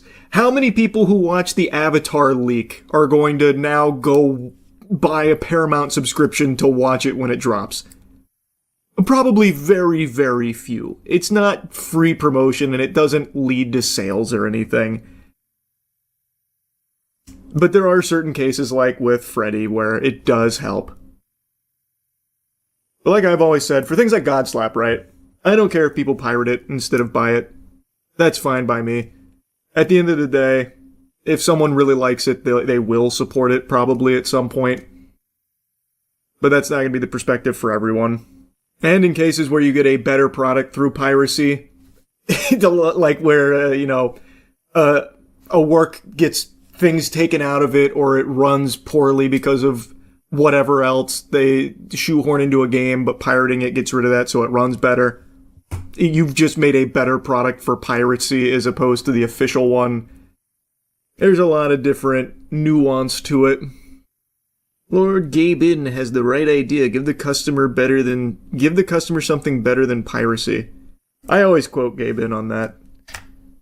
He famously said piracy is a service problem. And he's right. To an extent. That is a big component of it. Think about how difficult it is to watch some shows now because of how many times they change streaming hands and licensing. Whereas if you just pirated a show, you get the whole thing. No headache. Sometimes in better quality. Yeah, sometimes in better quality. I told you, it's only getting worse, man. Yesterday I made that video going over the silly, goofy fight over Pokemon cards at a restock, which, again, Pokemon restocks are basically the purge at this point. You're not actually even going there for product. You're going there to either get your teeth punched out or your skull caved in. It's just become a place where it's a PvP-enabled zone and people throw hands and try and get as much Pokemon product as they can, just gluttonously consuming it to try and turn around and sell it for a profit. And in the video I made on that yesterday, I said that it's only a matter of time before someone gets killed over it. There's already been a shooting over Pokemon cards, and I'm sure there will be a murder around the corner. And it turns out that that did already happen. I just learned about a case in Chile where a 20-year-old woman who is a Pokemon vendor was kidnapped and killed by a couple looking to rob her of her Pokemon cards. So they kidnapped her and murdered her in her apartment and stole her Pokemon cards. Now, there's no English outlets reporting on this case as of right now, so all of the information I'm getting comes from Chilean sources directly, which I have to translate. And on YouTube, they only have auto-dubbing available, which I find to be pretty unreliable. I don't think it's entirely accurate, but I've checked some people in Chile that are relaying the information as well that corroborate a lot of what the auto-dubbing is saying. So the story is true based on all the information here. Just certain elements of it might be a bit incorrect, like the value of the Pokemon cards they stole. It's reported that this couple robbed and murdered this woman for 3,000 pesos worth of Pokemon cards, which is not expensive. That's not a huge value there. They didn't get the fucking one piece or anything. They basically got like 2 hamburgers worth of Pokemon cards. So like I feel like maybe that number is incorrectly translated, or maybe they truly did do all of this over that little amount. Like the Pokemon card hysteria is completely out of control, so it's possible it really was over just that little amount. But no matter how expensive the Pokemon cards were, it doesn't justify murdering someone for them. That is a vile, evil action. And they have been taken into custody. They have been arrested. They are being charged with robbery and robbery with homicide. So fingers crossed they get maximum punishment here. Another important part of this investigation is precisely to reveal the amount of Pokemon cards that were ultimately stolen from the victim. We are talking about Camila Dominic and Olortig Quispe, as Florencia was telling you, a young woman who is only 20 years old, and this incident is being investigated as a robbery with homicide. Unfortunately, and this is what the family is asking for, the body of this 20-year-old woman has not yet been found, but all the evidence that the prosecution has at this time leads them to a single answer, that a homicide occurred inside the apartment of one of the defendants. Her name was Dominic Camila Olortigue Quispe, and she was reported missing for quite some time. Investigators believe that she was murdered in one of their apartments, this Chilean couple. They, based on some of the other reports that I read, as well as what I was watching from broadcasts, they found surveillance footage that shows them taking her into an apartment, and she never leaves. Unfortunately, in addition, the 2 defendants, 2 people, a man and a woman under 30 years old, are also being held in preventative detention. Now, what happened? This young woman was selling Pokemon cards in a community of young people who exchanged these cards. She was moving around trade with her show, card, where she had an approximate value of cards worth around 3,000 pesos. This would be the method of procedure. What? Why? The reason why the defendant would... So they kidnapped and killed her to steal 3,000 pesos worth of Pokemon cards. What the fuck? This was the first report I watched on it that gave the general overview of everything that unfolded. It was a couple. They had got Dominic Camila to their apartment, and she never left. They have security camera footage of her going in, and then they only ever have footage of the perpetrators leaving. And there's a lot of other things that they found on the security camera footage. But in this report, they said that the value of the cards they stole was 3,000 pesos, which again, that's literally buying like a handful of gummy worms. That's not a lot at all. But in the other report I was watching, they say 3 million pesos, which is quite a bit more. Not that it changes anything here. Having someone's life taken over Pokemon cards is completely unacceptable, and this couple should 1000% never see the light of day again. They should be locked in a hole for the rest of their lives. This is a genuinely evil action that is unforgivable. But I just wanted to show that since there aren't any English sources that are reporting on this as of this moment, I have to rely on translations, and they're not entirely accurate. So the story does get a little muddy, so if there's any things that I'm messing up, I apologize, but this is a very serious story, and one that I just can't help but yap about, man. The state of the Pokemon hobby couldn't be worse. Robbery, because the victim's belongings were allegedly stolen. A cart that she usually used to move her folders which contain these Pokemon cards that are valued at close to 3 million pesos. And finally, that is what also leads the prosecution to part of the evidence used by the prosecution to indicate that a robbery occurred here, and that they later attempted to, or ultimately killed, this 20-year-old woman. We must review the words of the prosecution that refer to this case.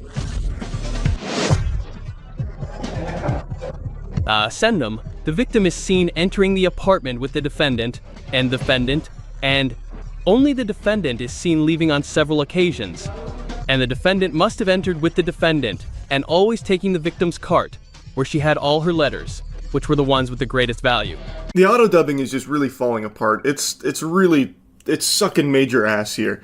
But from what I can piece together with this broadcast as well as what I've read, is that on the security camera footage, they know that Dominic Camilla was in the apartment. She went into that apartment. And they also know through the security camera footage she never left. But the couple did on numerous occasions and had even left with Milla's belongings. And what she said there with letters that had the most value, I think they were talking about the cards. They left with her Pokemon cards, the greatest value Pokemon cards, and they have evidence of that through this footage. And there are also videos where the defendant is seen entering the supermarket to buy these garbage bags and packing tape. According to the prosecution, these security cameras are key to the investigation, and they are continuing the investigation based on these records, which show the defendant's constant comings and goings from an apartment on Monjita Street in the Santiago commune, where the victim was allegedly taken, and from which apartment the victim never left. These records are important because the body of this young woman, who is only 20 years old, Camilla Dominic, has still not been found.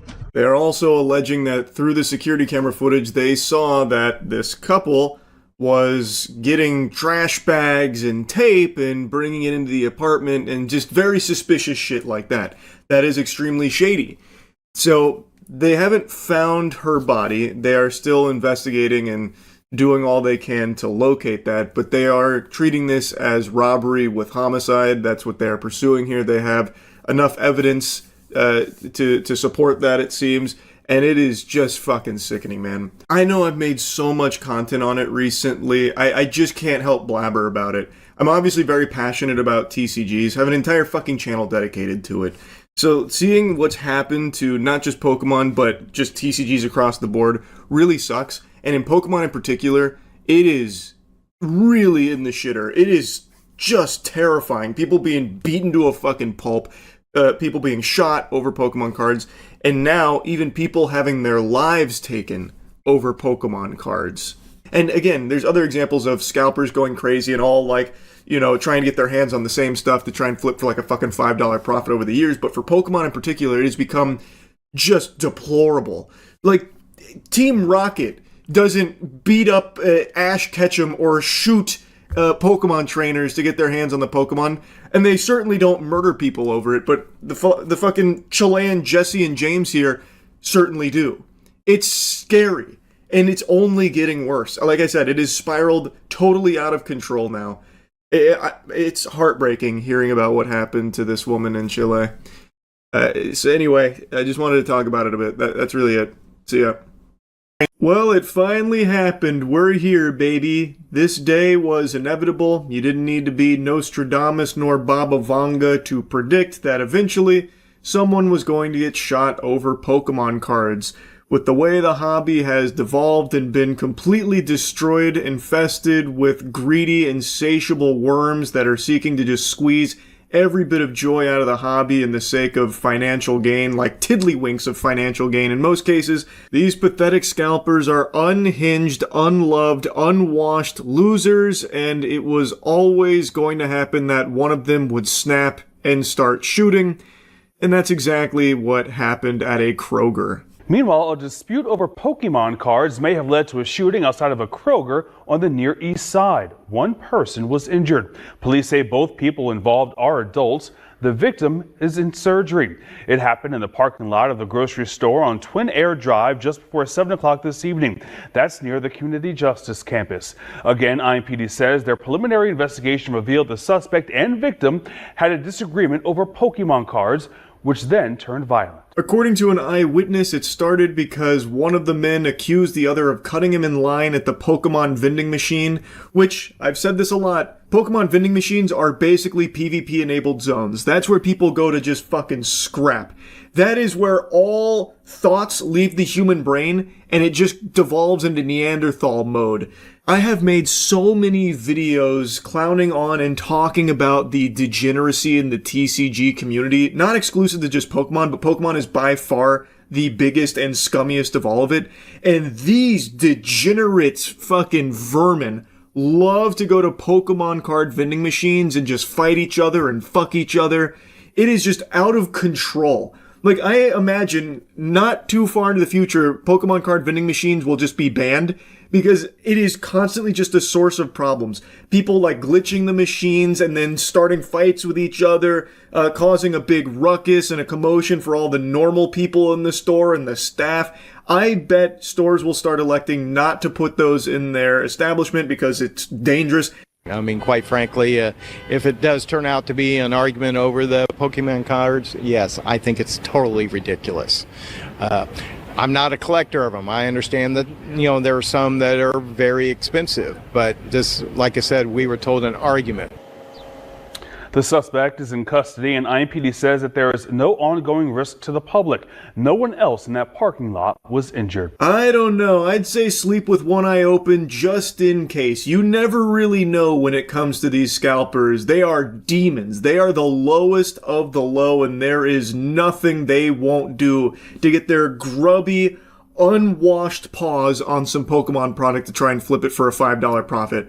Don't be like these guys. Don't be unwashed. Don't be these irredeemable losers. You need to start washing. You need to take your hygiene seriously, so go to usecheeky.com and get some of the best soap in the universe. I really do mean this though, by the way. The Pokemon scalpers are genuine maniacs. Literal lunatics. So this shooting, I don't think is going to be an isolated incident. The violence is only escalating over Pokemon cards, and actually, just today, just like this shooting, I learned that there is now a trend where these scalpers are going to trade shows and putting trackers on some of the vendors and some of the customers in order to follow their movements, presumably to try and gank them later to steal their products, rob them of their Pokemon cards. Because at these trade shows, it's very high dollar cards that are being exchanged, tens of thousands of dollars worth of cards. So now people are reporting that they found trackers on their cars. Guys, I'm just getting ready to leave the expo, and we always check under our trucks and trailer, and it's a good thing we did. Somebody put a tracking device on us tonight. So somebody's trying to track our stuff, follow us home. You get the point. It's pretty crazy. Be safe out there. That goes for customers and vendor alone, any show you're at.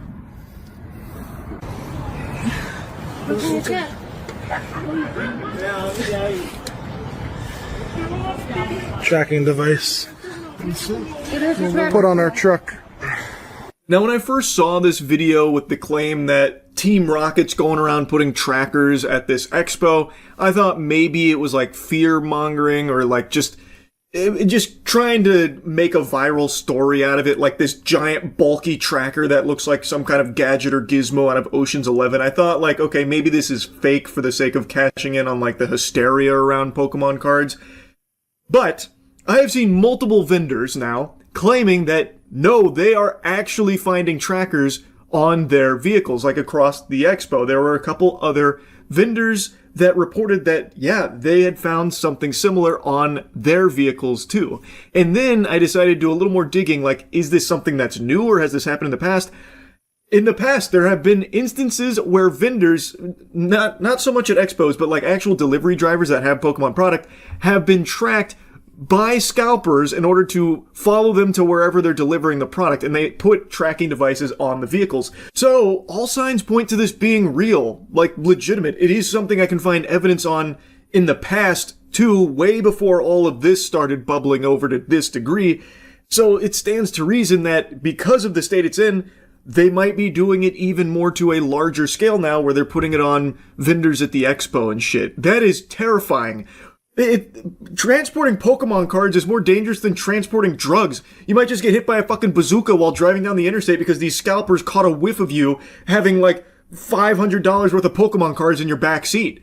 It's actually outrageous. I cannot believe the state of the Pokemon card community right now.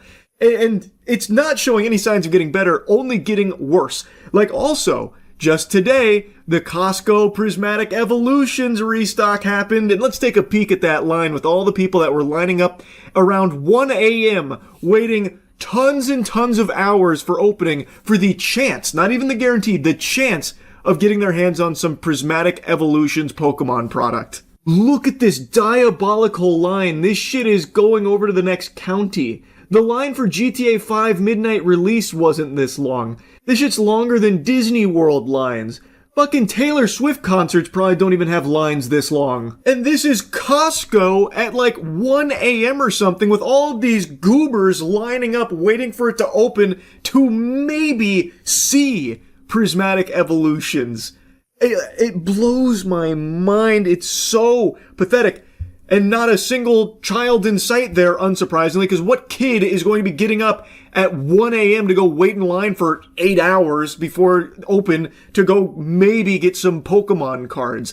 This is a hobby that has completely kicked out the main demographic it was made for. Children. It is all these assholes, these losers, and I bet there's not a single collector there amongst them. It is all scalpers desperately trying to get their hands on Prismatic Evolutions, which was a very popular set, and they covet it, and they believe if they can get some here, they'll make a little bit of money by flipping it on the secondary market. That is the entire clientele of Pokemon now, and this is just the perfect demonstration of that. It's just gross, man. I don't know how you can have so little shame. I don't get it.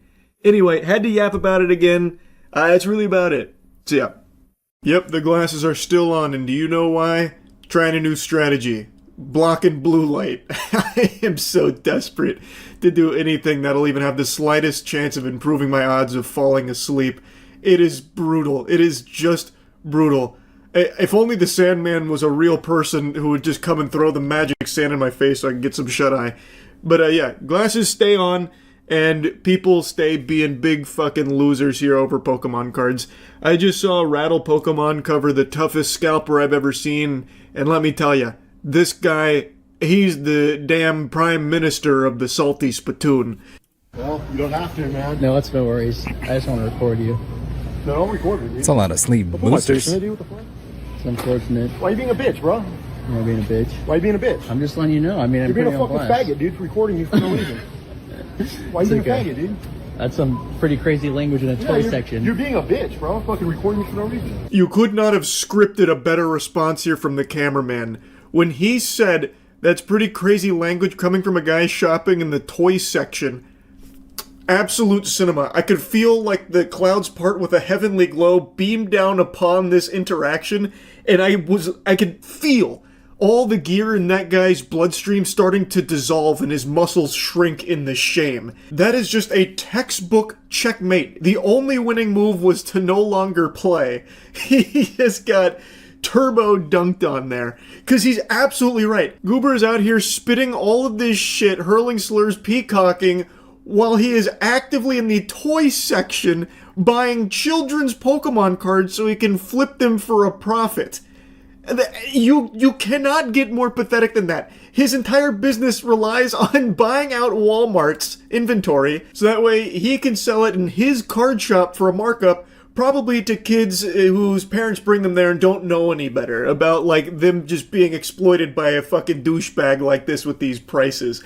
Yeah, spoiler alert, Numbnuts here does have his own card shop, if you can call it that. Apparently it was only started a few months ago, so it seems like it was made solely on a whim to try and capitalize off the absurd Pokemon craze, this hysteria that's sweeping the globe right now, to try and get in on that money machine, suckle on that teat.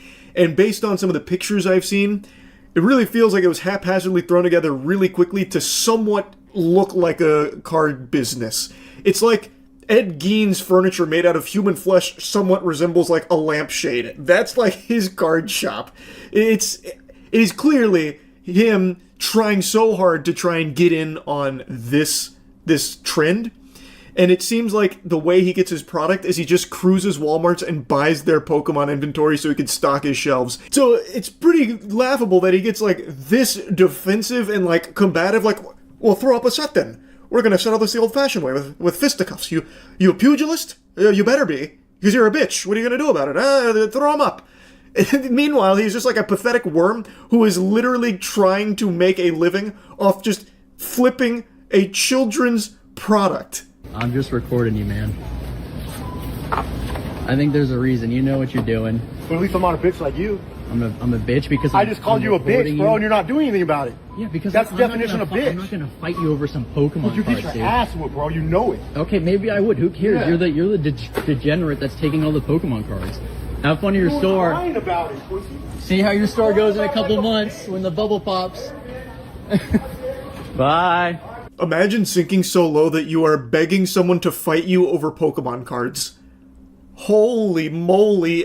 Goodness gracious heavens to Betsy.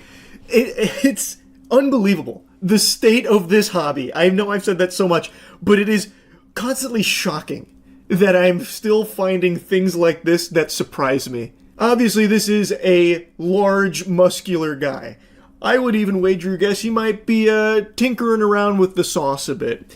And even if he could break the cameraman in half, what the fuck does that prove? That you're just some heated loser that gets this fucking pressed over Pokemon card disputes? You goober? It's so stupid. Like, you challenging someone to fight you over the shit that you started talking, over you being the pathetic worm that is scalping children's Pokemon cards, is just incomprehensibly lame. Hey, we're checking out together. I'm a pussy ass bitch and I'm gonna do it. Follow me on phone like a girl. It's what girls do? Damn. Because I bought the Pokemon cards. You seem like a good person. You seem like a stand-up citizen. Like, you know you're on camera. You gonna toss the slurs Hey, what's around? your store name? You got a store name? Alright. He doesn't want to tell you that, but we'll look into it. Oh, he just bought the Pokemon cards. I was just recording him because other people want the Pokemon cards. Tough Guy got a little shy when he was asking what's the name of your store. Why not be proud of it? It's your business. It's your baby, right? Like, come on, it's a passion project, clearly. Why wouldn't you shout out the name of your store here? Great promotional opportunity, don't you think, bud? It's so weird that he decided not to take that opportunity. Now, of course, it's no surprise he wants to be pretty tight-lipped about that. He did all of this knowing he's being filmed. Like, no remorse at all. So, I think he was pretty aware of the fact that most people probably wouldn't want to shop at a place that has this guy there, this fucking loser. This guy who's willing to just throw down and fight people in a Walmart because they dared question him about, like, buying all of the Pokemon cards so nobody else can have it. Again, and I know this point gets hammered home often, a lot of families do actually go to, like, Walmarts and Targets to get their products, like Pokemon cards, for their kids. I know the hobby has been infested with parasites like this, the scalpers, but it is important to remember it's not just scalpers. There are still very many families that don't get access to these cards because of people like this. And when they do end up in hands like this guy's, they get priced out. Like, it becomes too expensive because of the markups, because of them flipping it to try and make a quick, easy buck. So it does suck. Oh, you just bought the Pokemon cards. I was just recording him because other people want the Pokemon cards. Whoa. Yeah, he said this guy was a bitch because he wouldn't fight him over the Pokemon cards, and that he wouldn't fight him after he called him a bitch, but now he's gonna tell the Walmart staff that this guy, he's recording me. That is a pretty good point. That is, I'm sorry to say, bitch behavior. Scientifically speaking, of course. He is exhibiting all the telltale signs of he himself being a bitch here. He is now whining to the staff about him being recorded. Like, come on. He's talking tough, he's challenging to a fight, he's calling him a bitch, all this, and then at the very end he's like, guys, can you get him to stop recording me? Come on, guys, look at him being disrespectful, he's recording me here, I'm just trying to buy all of your Pokemon cards, come on. Do you want me to stop recording? Because I'll stop, all I'm doing is recording him. Because I'm buying too much Pokemon? Hey, calm down, it's not that big a deal. Dude, just leave me alone. It takes two, check out your stuff and leave, and then it's over. Stop recording me. It's weird. The cameraman is right again. Brother, you didn't have to engage at all. He could film you all you want, and if you want to just be like this stone-cold scalper, you know, fucking devil may care, I'm gonna buy all the Pokemon cards, no one gets anything, not even the morsels when I'm through sinking my teeth into it for my fucking lame-ass card shop, then why do you engage with it so, like, often? He goes out of his way to keep engaging. The cameraman is right. You can just check out and leave. Like, he is not following him. They happen to be checking out at the same time, so he started recording again, apparently. But, like, he is not actively going out of his way to follow him and harass him or anything. He went there into the same aisle, saw that this guy bought all the Pokemon cards, started filming. This guy got immediately defensive. He got instantly combative. He was all on camera. They happen to go in the same direction. He filmed again, and this guy is still moaning and whining about it when he does not have to say anything. He doesn't have to talk to him. He doesn't have to look him in the eyes. He can just finish his scalping and go. And that's it. But he is choosing to keep, like, egging on this situation and now complaining and whining like a baby to the Walmart staff like, hey, guys, he's recording me. Can you make him stop? Like, you don't have to do any of that. But he just can't help himself. Now, I'm not going to be telling you the name of his card shop or anything like that. I don't want anyone going out and harassing him. But on his website, I cannot resist shooting spitballs at this. It is actual fucking gold. Look at the testimonials, like the reviews on his site. Blank is the best. Blank, the manager, the guy we saw in this video, personally helped me with a special order and went way above and beyond to make sure I got exactly what I needed. Plus, not gonna lie, he's extremely handsome too. Hands down the best customer service I've ever experienced. Yeah, I wonder what that special order was. It sounds like these two just fucked. This is from Bianca G. And the other reviews also sound super phony baloney. It just sounds like he wrote this shit himself and then just put random names on it. Also, taking a glance at the inventory here, the selection, it seems like all of it is product from Walmart. It seems like he gets all of his inventory from just going and buying out Walmarts in his area. Like, first availability. Crazy. What a loser, man. Big tough guy, though. Big tough guy. You can say a lot of things about this guy, but one thing you can't say is that he's not tough. He's bad to the bone. He was willing to fight over Pokemon cards. What a big man. Pretty awesome. The state of Pokemon trading cards. It's crazy. That's really about it. See ya.